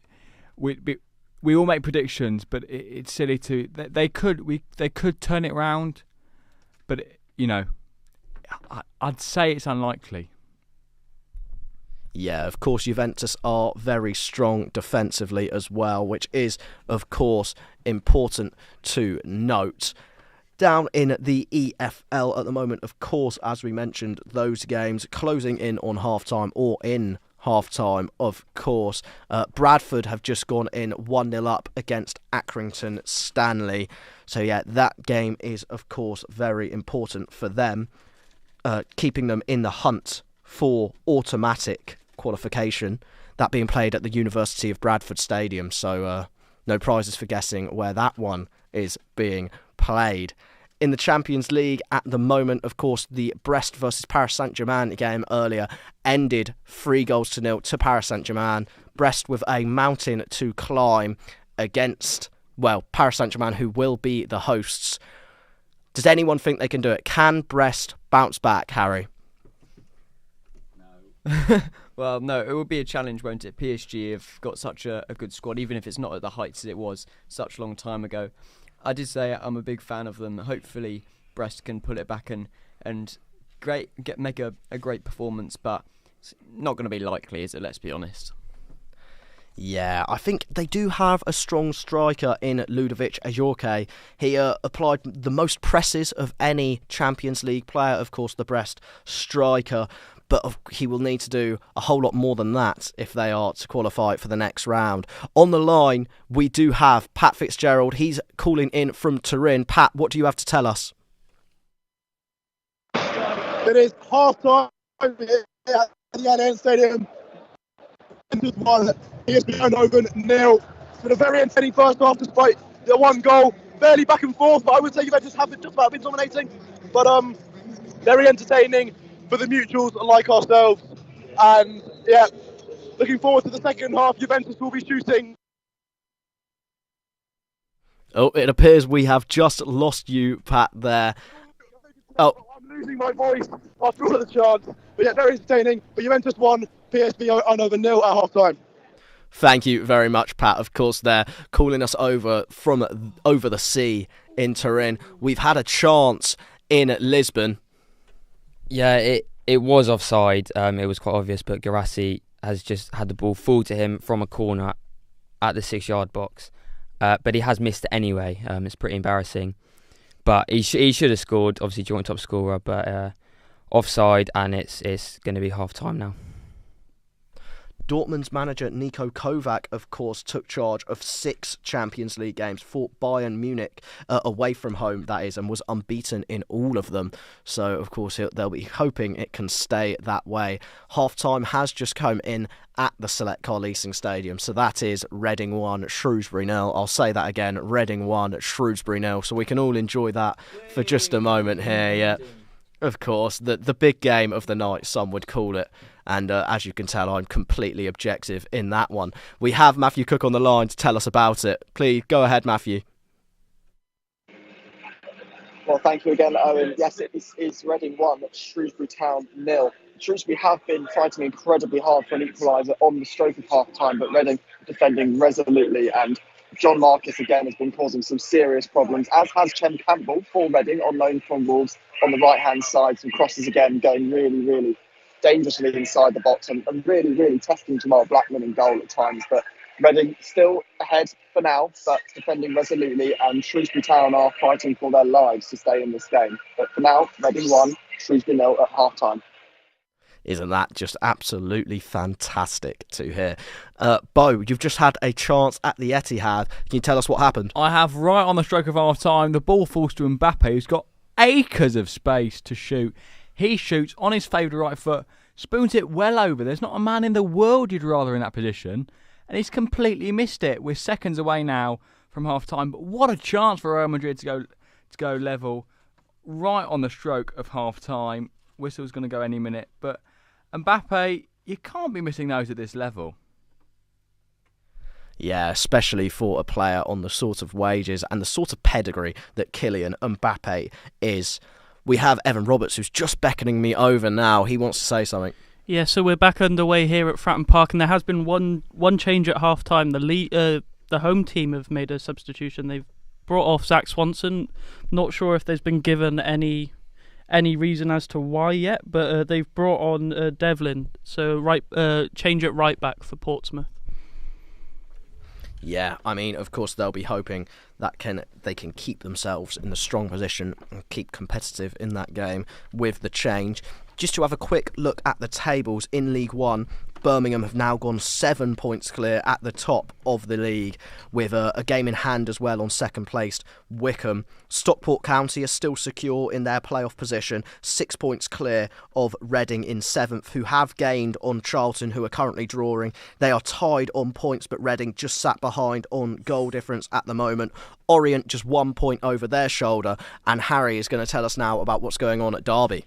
Well, hopefully the start to the second half, we've had a few chances come in, and hopefully this will set the tone for this second period. A free kick for Oxford just on the edge of the box on this left-hand side. Cameron Brannigan whipping it in. It looked for a minute like it was going to beat Zetterstrom at the near post, but midfielder Abui Adams came in, made the block, and it's just gone out for an Oxford corner.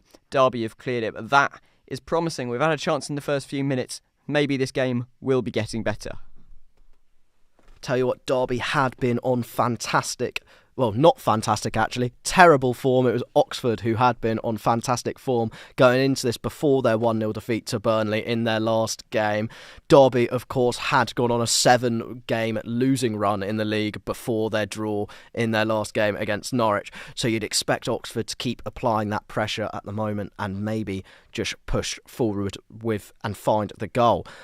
Bo, is it half-time now at the Etihad? It is. Whistle's gone. And to be fair, City have gone toe-to-toe with Real Madrid for the most part.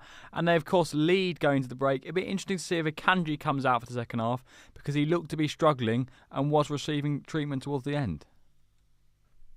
At the bottom end in League One at the moment, it's going rather as you'd expect, with none of the bottom 6 currently looking like they're going to be picking up 3 points. Shrewsbury and Cambridge, both in the bottom 3, are losing at the moment. And Evan Roberts wants to tell us a little bit about what's happening at Fratton Park in the Championship. Yeah, Portsmouth have started the second half as they started the first. It was a really good chance there for Josh Murphy, who was their standout player, I think, in the first half. He was through on goal. It was a 1v1, and yeah, defenders just kept up with him and blocked the shot as it was going towards goal. So yeah, strong start again from Portsmouth, but we'll see how it shapes up in the rest of the game.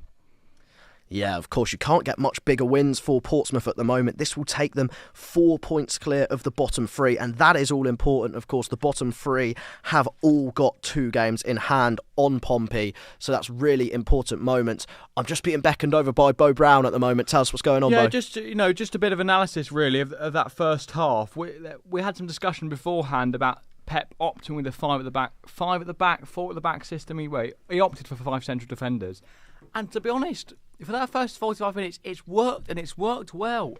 With the ball, John Stones was stepping into midfield. Without it, he was dropping into the back line when they needed some more security. They've been heading away every chances. And you know what? For all the tactical and technical analysis that has taken over football in recent years, it just shows it goes to really help at the back.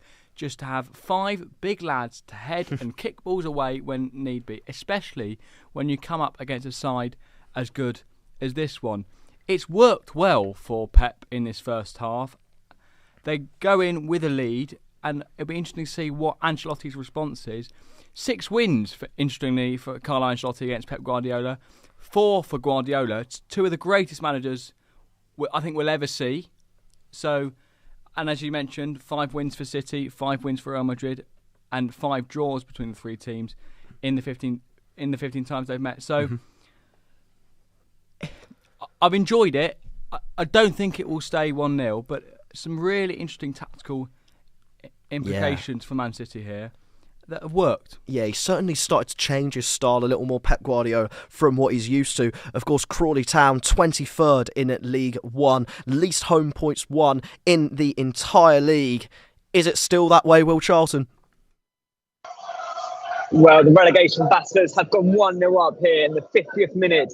A brilliant strike from Harry Forster. The cross deflected towards Panucci Kamara, who mishit his kick. It fell to the winger. And Stevenage have just equalised from a corner. They've gone straight up the other end from kickoff, won a corner. The ball was crossed in, and it's Brandon Hanlon who's equalised. And well, it is absolute goals galore here in the second half. I asked for goals, I'm getting goals. Crawley Town 1, Stevenage 1. Can you believe it?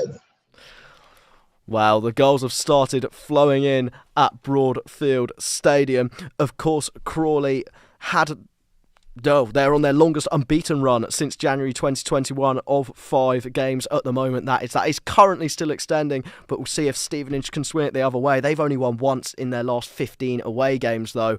Marlon we have on the line from Exeter. Hello, Matthew. Yes, it's half-time here. Nottingham Forest with a 2-1 lead at the break. It was Taiwo Awoni with their second goal on the edge of the box. Top finish, surrounded by Exeter bodies. But he found a way through, slotted it into the bottom left corner. Nothing Joe Whitworth can do about that one, I'm afraid. And I have to say, since that Exeter goal, it has been all Nottingham Forest. They have been dominating the ball, keeping possession.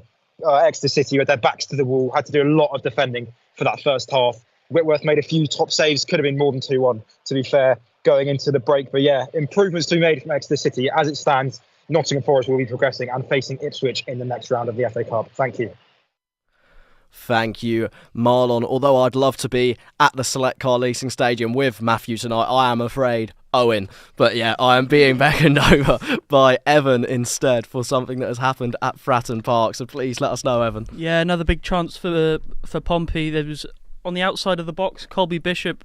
There was a lovely long ball played through, bouncing ball, took it on the volley and just didn't make the right connection and hit it straight into the goalkeeper's path. But yeah, Portsmouth are really taking back control of this game now. Yeah, of course, we mentioned how important that game is for Portsmouth. Stevenage's equaliser against Crawley, which Will, of course, already spoke to us about, was scored by Hanlon. That happened in the 53rd minute, so that game is all square at 1-1 as well now.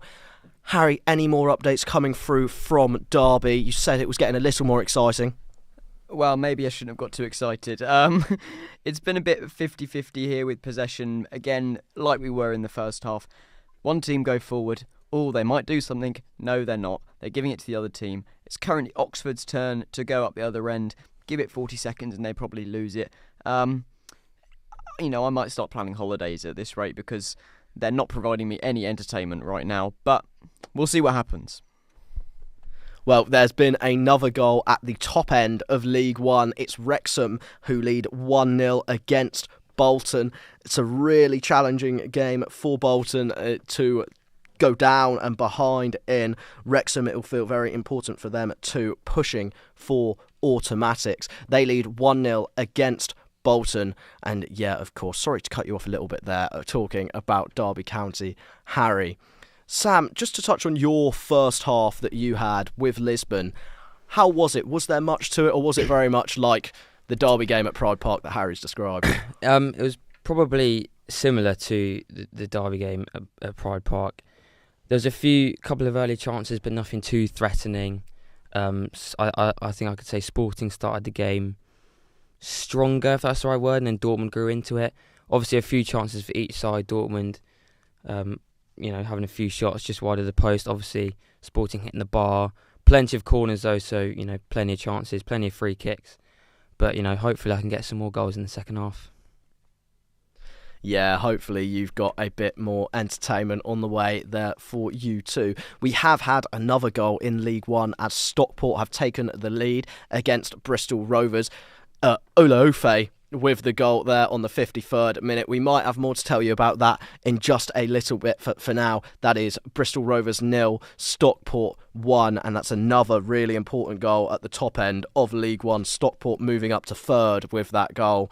And yeah, it's all going on in that division at the moment. Of course, the main focus tonight, does have to lay on the Champions League. The teams should be heading out just in the next couple moments, are they, Bo? Yeah, I mean, I can't wait for the second half to get going, to be honest with you. They were just analysing some of the chances there. You had both teams hit the bar. Mbappe had a chance, Vinicius had a chance, and of course, the goal from Erling Haaland. It'll be interesting to see what changes each manager makes as this second half approaches. I think City have been good. They, as I said, they might have to take off Akanji. Already had to take off Grealish through injury. But for all of City's credit, they are just 1-0 up, and Vinicius on the break, Mbappe on the break. They've had their chances. You know, this could be 1-1, 2-1. It really could go either way. I just hope it doesn't become turgid in the second. City have been good. Real Madrid have been good. Two massive sides, really enjoying it. Interested to see what happens next. Thank you very much, Bo. Is there, looking at the Manchester City team, is there any real weaknesses that if you were Carlo Ancelotti, you'd be looking to exploit at the moment going into the second half? Well, I spoke about the solidity they have with those sort of 5 central defenders, but they haven't really got a central midfielder. Bernardo Silva, is he a central midfielder? Is he more an attacking midfielder? We've spoken again and again and again about the lack of Rodri and what that means to the City team. They don't look the same. They're at the moment doing enough. But if I was Ancelotti, I'd be saying to Vinicius, Rodrigo, Mbappe, get high, get wide, because they're the sort of players to create something out of nothing for Real Madrid. And no doubt, if they do get a chance, they'll tuck it away. Yeah, thank you very much. Something's happened at Fratton Park, hasn't it, Evan? Yeah, there's been another really contentious call here at Fratton Park, Cardiff. Well, for the second time, Callum Robinson has put the ball in the back of the net, and for the second time, it's been called as offside. Yeah, this one was a lot tighter than the second one. It was a clearance kick by the goalkeeper, but it's bounced off one of his Robinson's teammates and come into the path of himself. But yeah, I feel like he could be playing him on a bit, but yeah, close. Very tight one there, of course. We have had a goal at the Valley for Charlton against Peterborough. It is 1-0, and that is a Godden penalty. Of course, Peterborough were unbeaten in their last 13 games against Charlton. That looks to be ending at the moment. I think we have a substitution coming for the Rams, maybe. Yes, we've just had a double change here at Pride Park. Matt Hamshaw seeing that something needs to change. Sorry, Derby's on a little free kick here, but no, Marcus Harness and Jerry Yates are coming onto the pitch, replacing Nathaniel Mendes-Lang and Konzo Goodman. We've just as well had a chance there, which is, something that's quite surprising from this game. Salverson with quite an acrobatic, almost bicycle kick on the half volley there, but straight into the clubs of Jamie Cumming. But double save for double changes for Derby. Hopefully ignites a bit of life into this game. Certainly sounding a little more exciting in this half, would you say, Harry? Hopefully. Well, we'll see. We're getting there. Okay, thank you very much. We also, of course, have the games going on at the moment all around the grounds. We have Oldham have just got one back against Altrincham. That is 2-1 now. Norwood with the goal, and Southend have made it 2-0 against Halifax. Wimbledon as well are extending their lead against Crewe. That is 3-0. Stevens, two teams that were close together in the table, creating a little bit of a divide now, and Wimbledon do lead 3-0. For Southampton under-21s, they have made it 4-0 against Maidenhead. It's Moore with the goal that time. And yeah, that is 4-0 for the Southampton under-21s. Evan, tell us about the substitutions at the moment at Fratton Park. Yeah, we got a double substitution here at Fratton Park for Cardiff City. An attacking substitution. We got Captain Joe Rawls is off with Ruben Colwell replacing him. And Leicester loanee Will Alves is also making only his second appearance for the club. He's coming on as well, so they've brought in two attacking midfielders, and the person who Alves was replacing is left-back Joel Bagan, so they're really pushing onwards to their equalising goal and hopefully see them become a bit more safe in the league table. Yeah, I tell you what, for Peterborough, it's certainly not looking that way. 20th in League One going into today. They were unbeaten in 13 games against Charlton, 1-0 down, and now down to 10 men. Emmanuel Fernandez sent off for Peterborough for serious foul play. Must have been a strong challenge there, I'm sure. And Charlton suddenly looking in full control at the Valley. Barrow also have a second goal for the day, so they now lead 2-1 against MK Dons in that clash in League 2. Both sitting fairly mid-table, so not too much riding on that one, but a lot of personal bias, of course, I'm sure, for the fans. They back out and underway again at the Etihad, Bo. Teams are back out underway any moment. Good news, I think, for City fans. Akanji is out and ready. Oh, here come the City players. Can we see Manuel Akanji? No, it's Rico Lewis comes out instead. I imagine instead of Akanji, who was struggling in that first half. So it'd be a change of system again for Pep, losing one of those central defenders, going for a bit more attacking option with Lewis. It'd be interesting to see how he deals with Vinicius Junior, because he's obviously quite a dangerous player. So Lewis is on for Akanji, second half starting any minute now. Harry McBain just looked like he was blowing a very small flute across from me. I'm assuming that means there was a chance. Let us know what it was, Harry. Yes, I'm just seeing the replay now. Derby had a corner, and it was Lars-Jørgen Salverson who got the header there. Rose up brilliantly to head that ball down, nearly beating Jamie Cumming at his bottom corner. That came back out. Derby had another break of play, which I was telling you to go away, but no chance further than that. But a good header and a great chance from Derby. Yeah, so Derby starting to bring a bit of life into that game, maybe, against Oxford, who were, of course, going in as the favourites. Sam, are we back out and underway in Lisbon? We are. But like the story of the first half, not much has happened. I've just realised though, we've been on air for about an hour and a half now. I've not mentioned once that Victor Gyökeres is on the bench. He didn't start. Just seen him warming up, and for a game that's lacking in goals, bringing on Gyökeres could change the game for Sporting. Yeah, I'm sure that must be a fitness issue there. We've just had a scoff from Bo Brown to my right. What has happened Chance, there? 40 seconds in, City have come flying out of the box. Erling Haaland hits the bar. It's the third time in the game they've hit the woodwork. 40 seconds, that's all it took for them to threaten once again. Haaland comes inches away from doubling his and City's lead. Chances flying in all over the booth at the moment, and it's a Derby one coming in again. Harry, tell us about it. What's happened? Yeah, these subs seem to be making a real impact. It was Marcus Harness that got the header there, and would you be surprised that we're seeing a few more chances potentially, because Jerry Yates, they brought him on, 8 goals this season, and having that attacking threat looks like it could reignite Derby in the second half to go and get the winner. We're just seeing some changes for Oxford. I'll come back to you in a minute. Thank you very much, Harry. Leeds have just made it 4-0 away at Watford now. Manager Tom Cleverley, of course, has lost his last 4 home league games as well. They were by a 1-goal margin. I'd be surprised if they get it back to that today. 4 goals down now. So he's come under pressure recently, and he might be sweating in his seat at the moment. It could be their first time. Looks like it will be their first time losing 5 in a row at home outside of the Premier League since 2013. So a really torrid run for Watford at the moment. What's going on at the moment for you, Evan, at Fratton Park? Is there any chances look to be coming? Are Cardiff coming right back into this game? Cardiff are on the ball in the attacking half at the moment, but no. Yeah.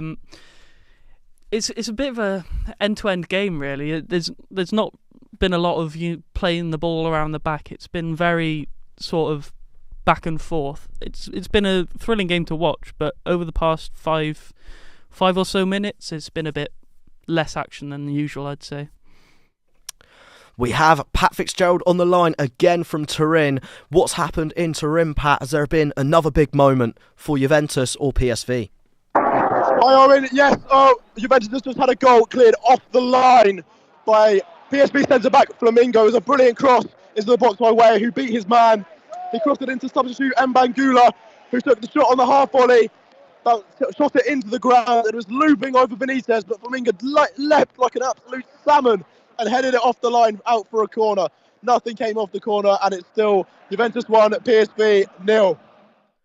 Well, Juventus going into today actually had the second worst attack of any qualifying team in the Champions League through to the second round. It's not sounding like that today so far. They continue to press against PSV, and we wrote them off, but write them off at your own peril in this fixture. Peterborough have equalised 10-men Peterborough against Charlton. It was a Mothersill penalty in the 63rd minute, and that game is 1-1 now as well. Harry, has anything happened at Derby currently at the moment?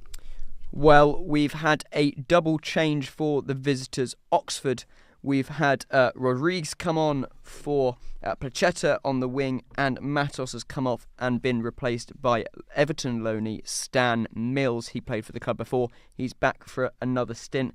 Hopefully, I can see Gary Rowett's thinking here is, the opposition have made some changes and they've sparked to life, so he needs to react. 67 minutes here, still 0-0, but maybe these changes will make the difference. Back to Crawley now. We have Will Charlton on the line. He is ready to tell us all about what's happening for Crawley. Yeah, still Crawley Town 1, Stevenage 1, 66 minutes on the clock. Crawley just had a great opportunity. A free ball played through Tyrese John Jules, who struck it. The keeper saved well. And then Bradley Ibrahim on the follow-up looked like he's going to tuck Crawley ahead, but it's cleared off the line by captain Carl Piergiani. The game is definitely opening up now. 25 minutes left, plus stoppage time. Will we see a winner? Crawley Town 1, Stevenage 1. Yeah, of course, Crawley have struggled to find home wins all season. The least, of course, points won in League One at their home ground. Today, they're currently holding it 1-1, but they will press for the winner, of course.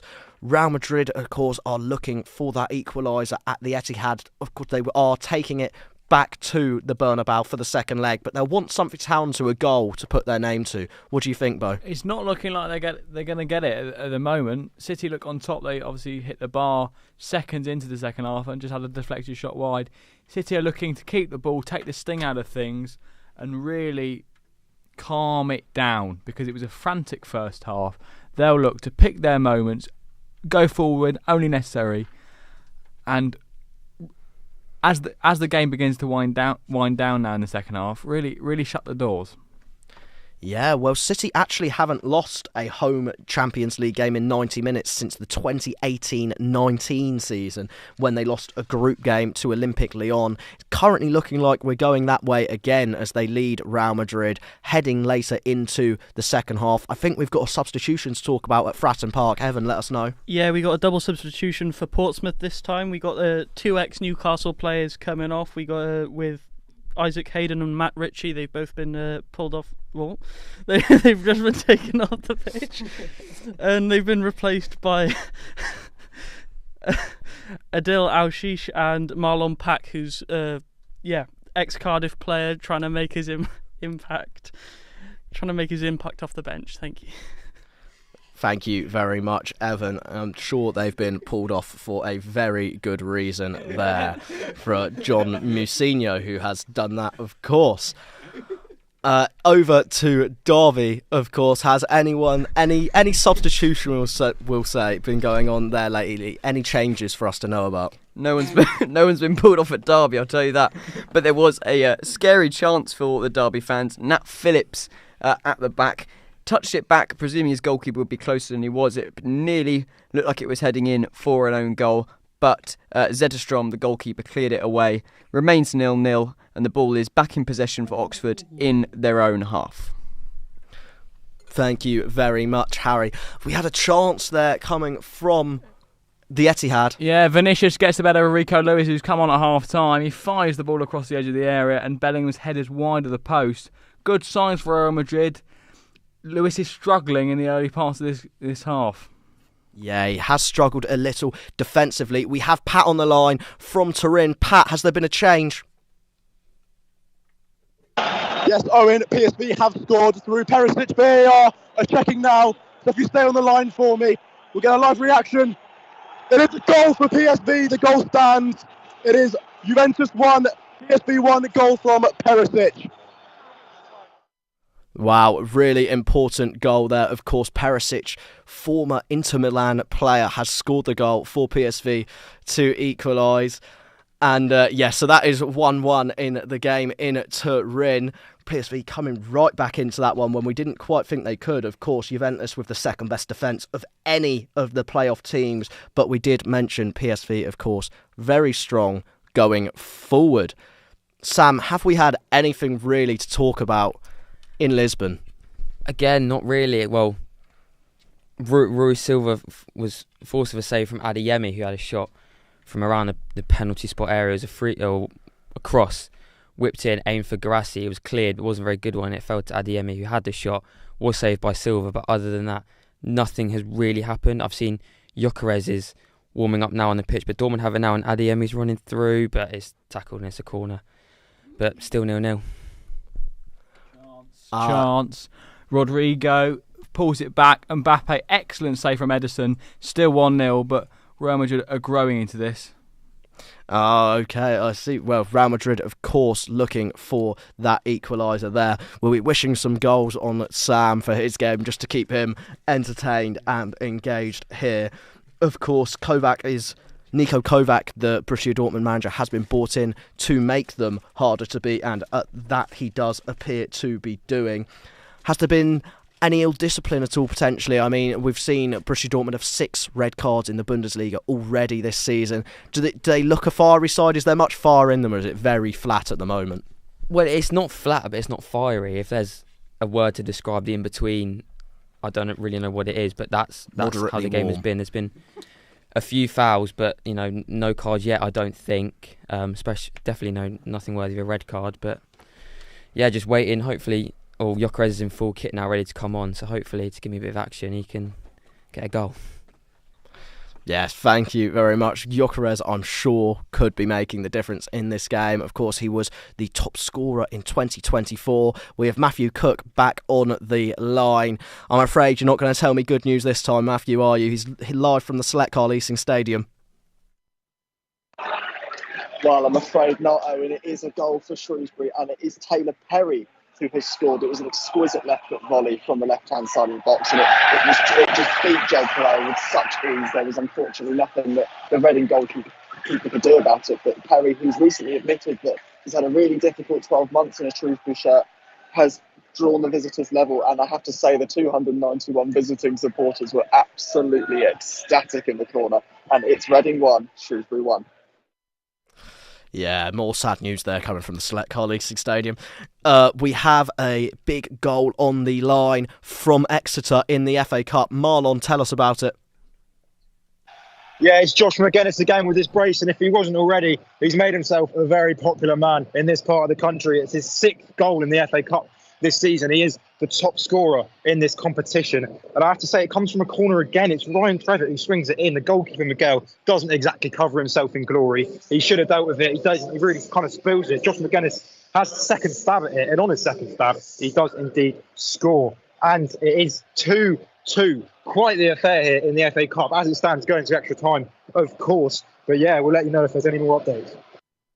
Thank you very much, Marlon. Of course, an incredibly important game there for Exeter, putting themselves back within a chance of getting to the 5th round for just the 4th time in their history, I do believe it is. So 2-2 there. It's gone down as a Willy Bolly own goal, actually, for Exeter, and it is 2-2. Sam, you're signalling a substitution to me.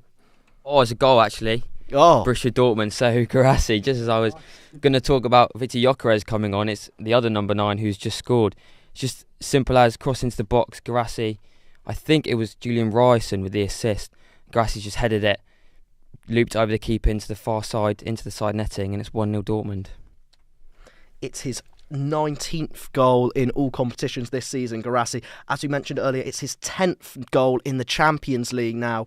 That makes him equal with the Borussia Dortmund record in the competition for a single season with Erling Haaland and Robert Lewandowski. So really good names to be up there with for Guirassy. And of course, he might have many more games to look at going through this if they can keep hold of their lead against Sporting Lisbon. I think we've got another substitution to talk about in Portsmouth. Evan, let us know. Oh yeah, there's also just been a contented free kick just on the outside of the box, and the yellow card as well for Rino Motta. But for the substitution, we've just had Sivert Mansverk, who's been on loan from Ajax, has been taken off the pitch for a more attacking forward of Yusuf Saleh, who's brought in for 4.1 million this January, and has already scored twice for Cardiff, and well, you'll be hoping to have the same effect. I'm being beckoned over by Sam now very quickly. Just let us know what's happened, Sam. Yeah, just got a better look at the goal there from the replay. It's actually a loose ball from, I think it was Trincao at the edge of the Sporting box, falls to the Dortmund centre-half, who plays out to Julian Rice, and it's an amazing cross. Perfect, just pinpoint right on Grassi's head, and loops over Roy Silva in goal, who had no chance, and yeah, 1-0 Dortmund.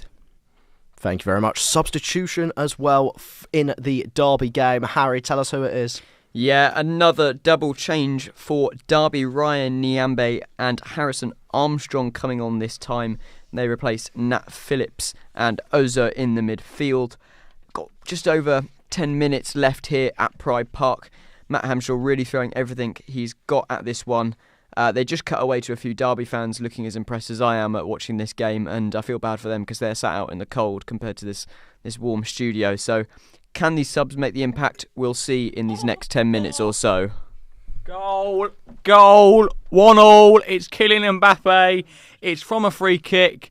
It hits the wall and then is lobbed back in. And I think Mbappe possibly scuffs it to sort of lob it past Edison. I can't quite really work it out. The away fans go mad. City have had their chances. They've missed it. I said it all along.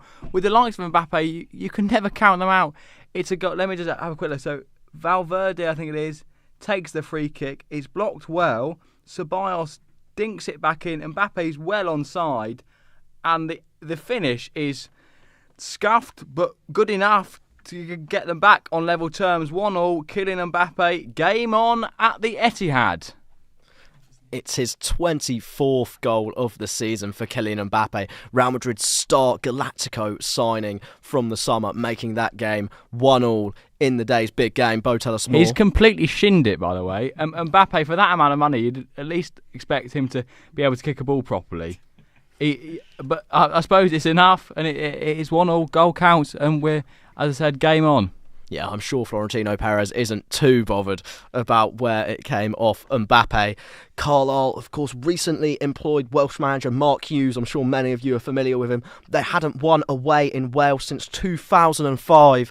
And it looks to be continuing that way at the moment as Newport have taken the lead against Carlisle. 1-0, Hudlin with the goal. So that game, it doesn't look good for Carlisle. There's a substitution now from the Etihad. It's all happening there. In the wake of that goal, Pep has decided to take off Nathan Ake and bring on Mateo Kovacic in a look for a bit more control to reassert some more stability for the citizens. Ake comes off, Kovacic comes on, half an hour to play, 1-1.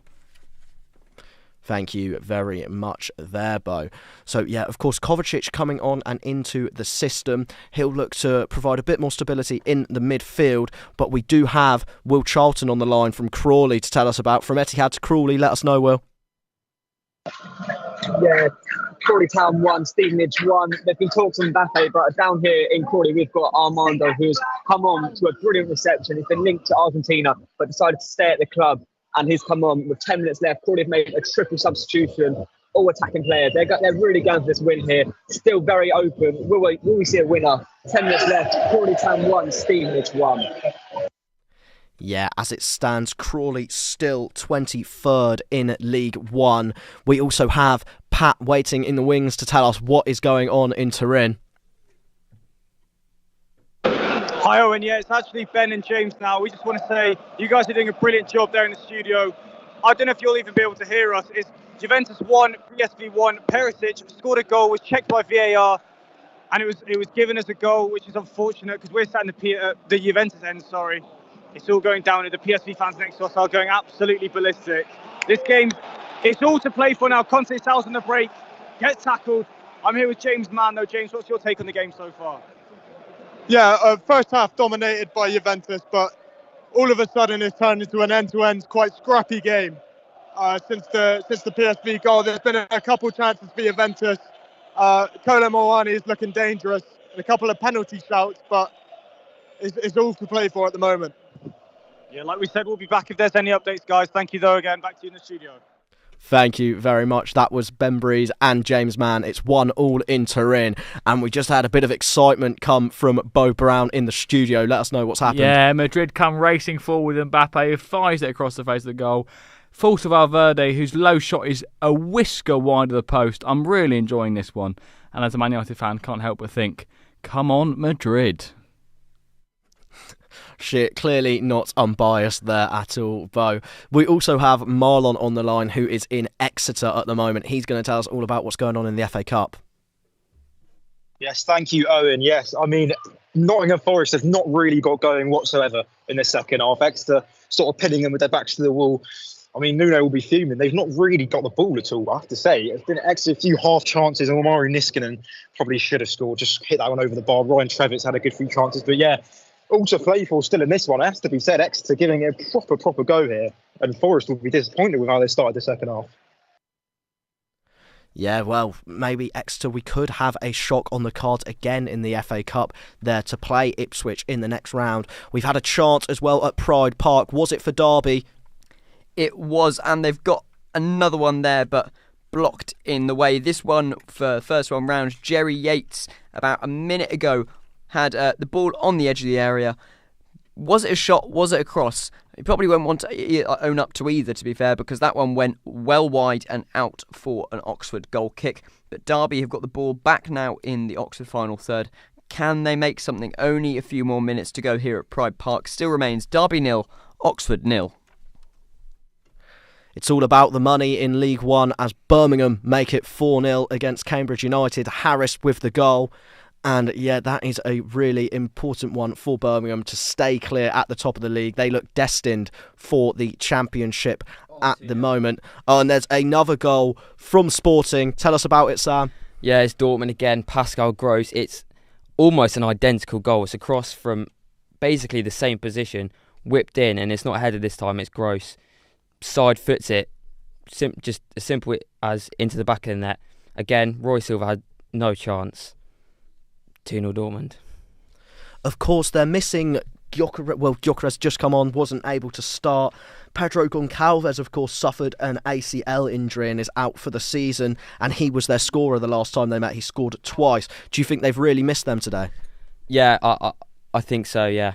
Well, like you said, Gyökeres is on now, but he's not really done too much. But yeah, just looking at the replay again now, it's an identical goal. It's Garassi who actually crosses it in this time.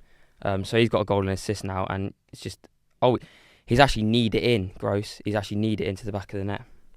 Very creative finish. We've had a chant as well at the Etihad again.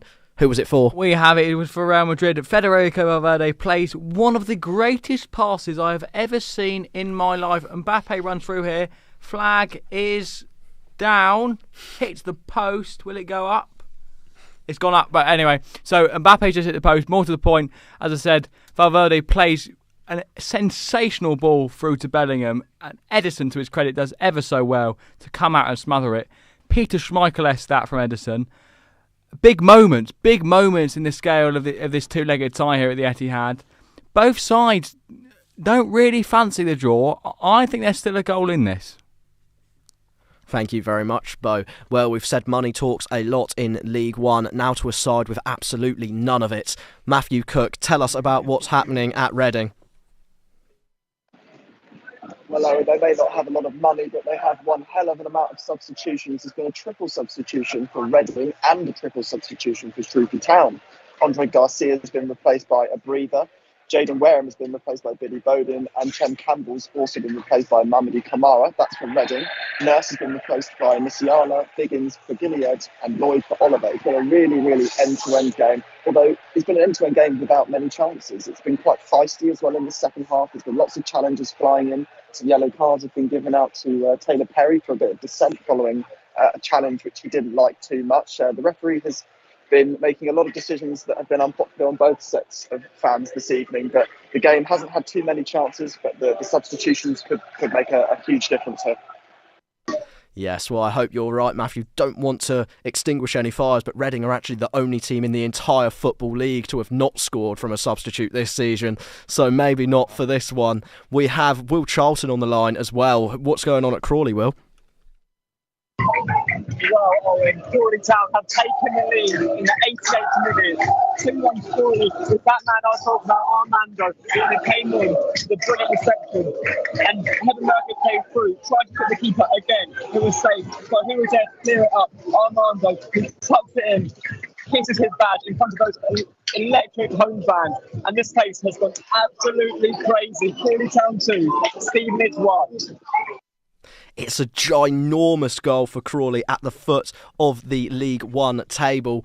Evan, is there a substitution to talk about as well at Fratton Park? Yes, another double substitution for Cardiff as they look to throw the kitchen sink at it, get any foot back in the game, as the last 20 minutes has really been quite dull, really. Omar Reza, it looks like he's absolutely going for it. Anwar El Ghazi's come on, as well as Perry NG, replacing assist maker Reno Mota and Kian Ashford. So, there's been a chance as well there, but saved nicely by the keeper. Well, for the Southampton under-21s, they now lead Maidenhead 6-0. Ehebatiman with a hat-trick, Moore, Sese and Bragg from the spot with 1. So, yeah, 6-0 to Southampton in that one. And I think Harry might have just had a moment there. Looked very excited and then very deflated all within a few seconds. Tell us what's happened. Yeah, well, I got really excited because it looks like we might have a shot on goal, but I was wrong. Cameron Brannigan looked to have just made it through at the back post, but he decided to cut in, obviously, onto his stronger foot. Fired that straight at Ryan Nyambe, who obviously that went well out, and then it fell to the feet of Kieran Brown, and I tell you what, he hit that even further wide. So a little bit of promise, but no goal or shot on target. Well, I tell you what, I've got a man across from me who appears to be hyperventilating. Evan, tell us what's happened. I've just seen about 47 goal line clearances within the space of about 3 seconds. It was an amazing long ball from the Portsmouth keeper up to Colby Bishop. He chips it over the keeper, and the retreating Callum Chambers hits it onto the bar, comes back out into play, and it goes to the feet of a Portsmouth player who absolutely rinses it towards the goal, but a Cardiff player was in the way again. It was, unbelievable, and Cardiff have really kept themselves in the game with that one. Cardiff hanging on, still in the tie. Cardiff still 2-1 to Portsmouth. We've had a chance as well, or a big moment at the Etihad. Bo, tell us. Yeah, Bernardo Silva slips in Rico Lewis, who, with a trademark Man City pull back, finds Haaland, who I think tries to chest it in, but chests it wide. 20 minutes to play here, still 1-1. Could go either way, this one, Owen, to be honest with you. Yeah, Erling Haaland, of course, one of the world's top goal scorers, but has actually missed the most big chances in the Champions League this season. Maybe seeing a little bit of that tonight as well. 1-1 at the moment. It's 2-0 in Lisbon. Does it look like it's going to stay that way, Sam? No, it doesn't, to be honest. Sporting are pulling the strings a bit. They've had a few chances in Dortmund's box. Dortmund do respond well. The shot now is just over the bar from Diamande, but since that second goal's gone in, I'll have to say it's been all Sporting. Yeah, well, maybe they do just about have a chance at coming back in that game. At Derby, Harry, have you had anything to shout about? That roll of the eyes suggests potentially no. Well, if a substitution is anything to get excited about, there's been one for both sides here. Matt Phillips has come on for Oxford. Obviously, he's been a big-name footballer over the years. Can he make the difference as we go into 3 minutes of injury time? Caden Jackson's come off for Derby, and Barkhausen's come on for them. They're number 7. Either team, this is the time to take it now. 3 minutes added on, but it remains Derby 0, Oxford 0. Well, potentially just a little bit of excitement there to get you a bit off your seat in the substitution. But, of course, if Oxford were to score, which, of course, they are the form team going into this and at 0-0 at the moment, Derby have actually never lost 5 home games in a row without scoring. This is their 2,558th home game in the Football League. So an Oxford goal now would well and truly be history in the EFL. So, yeah, potentially a bit of excitement there for you. Unfortunately, I don't think there will be a goal based on the rest of this game. I tell you what, the fans don't look as impressed, and I'd hate to be the person having to data analyse this game because you're sat here watching absolute rubbish. Well, you almost are doing the same, to be fair. Evan Roberts is just calling us over now. What is it you have to say, Evan? Yeah, well, they've just put the electronic board is 5 minutes of added time here, 5 minutes for Cardiff to get a point to bring back to the Cardiff City Stadium. Yep, it's a close one, and it looks like they might have an opportunity coming up. No, nothing coming up. Still 2-1 there. Will Charlton is back on the line again. You might be getting sick of his voice, but you're going to hear it once more. It's 2-1 to Crawley. Last time we heard, is it still that way, Will? Yeah, sorry to keep coming back, Owen, but we are into 5 minutes of added time. Crawley have still got the 2-1 slender lead. However, it was that man, Russian Heather Murphy, sent 1-1 again. He had about 4 chips already in this game. He went for another one. The whole stadium erupted, thinking it was him, but it just bounced the wrong side of the post. 3 minutes left here. Still Crawley Town 2, Stevenage 1. Absolutely bouncing at Broadfield at the moment. Of course, they were winless in their last 6 EFL games against Stevenage. Doesn't look like it's going to stay that way for Crawley. We've had another goal, an equaliser in the 91st minute at Bristol Rovers. That is 1-1 against Stockport now. So they have got a really important equaliser for their season. And Stockport, going for the automatic promotion spots, have taken a real hit there. In the Champions League, of course, it is Borussia Dortmund still leading 2-0. But of course, Sam, you did say that it didn't look like it was necessarily going to stay that way.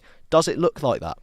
To be honest, since I've said that, it's sort of flattened out a bit. Dortmund have just had a ball in the Sporting box, but it is picked up by Rui Silva, who is in no rush to carry on the game, which is surprising because his side are 2-0 down.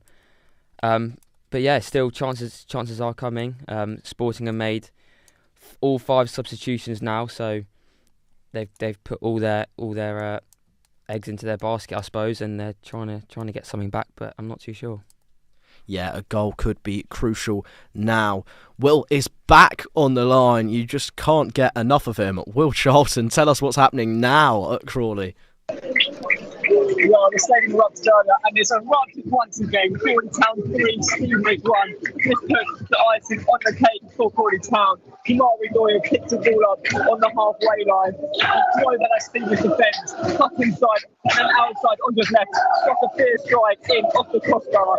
The send this game absolutely bedlam. Crawley Town have got the 3 points they deserve, and what a win it could be for them. Crawley Town 3, Stevenage 1. I'm sure this will be the last time you hear from me. Thank you very much, Will. We've loved hearing from you secretly and deep down. But yeah, thank you very much. A lot of excitement from you. Harry, you were signalling me something had happened at Pride Park. What was it? It was the full-time whistle, Owen. It's it's all done here. It's 0-0. What a 90 minutes. And Penalty. well, I'll tell you what, that's more interesting than this. Derby could be bottom of the league if all the other teams below them win all their games, so no wonder they're disappointed.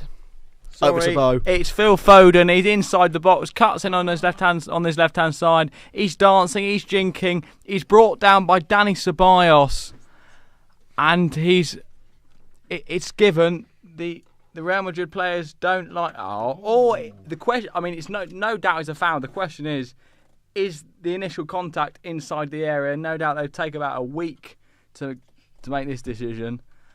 Well, let's hope they sort it out quickly because we're being kicked out in 3 minutes. So well, you might have to find out. Hopefully we can bring this to you yourself. Or what drama to finish? Ancelotti's not happy about it.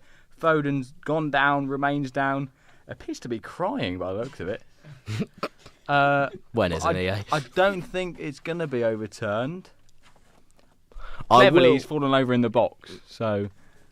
Yeah. Okay. I will say that whilst we're just waiting for that decision to come through, Coventry have got a 94th minute lead against QPR. That's huge for them in the push for the playoffs. Frank Lampard will be going wild at the moment.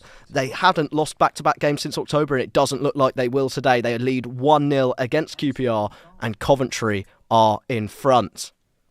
Bo, any more news on the penalty decision? Foden's down, but to me, on the naked eye, it looks outside the box, Ancelotti looks stunned.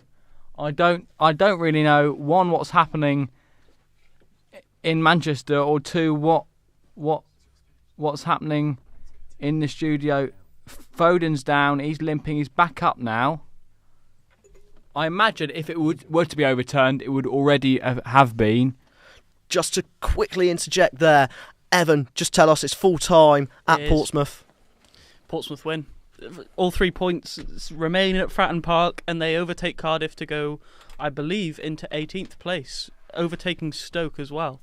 Yeah. So that's a big result for Portsmouth. It means Cardiff drop even further behind. Yeah. Really important win for Portsmouth. Penalty given. Haaland is about to step up any moment now. We'll have to finish on this. It's Erling Haaland. The big moment. To end the Solent Soccer Night stream. Probably put his side in front, heading in to the second leg at the Bernabeu. It's a high pressure moment in the studio. It's a high pressure moment in Manchester. It's Erling Haaland. Rodri watches on. Will he do it? He steps up. Courtois in goal. Penalty given. It's taking ages. It really is.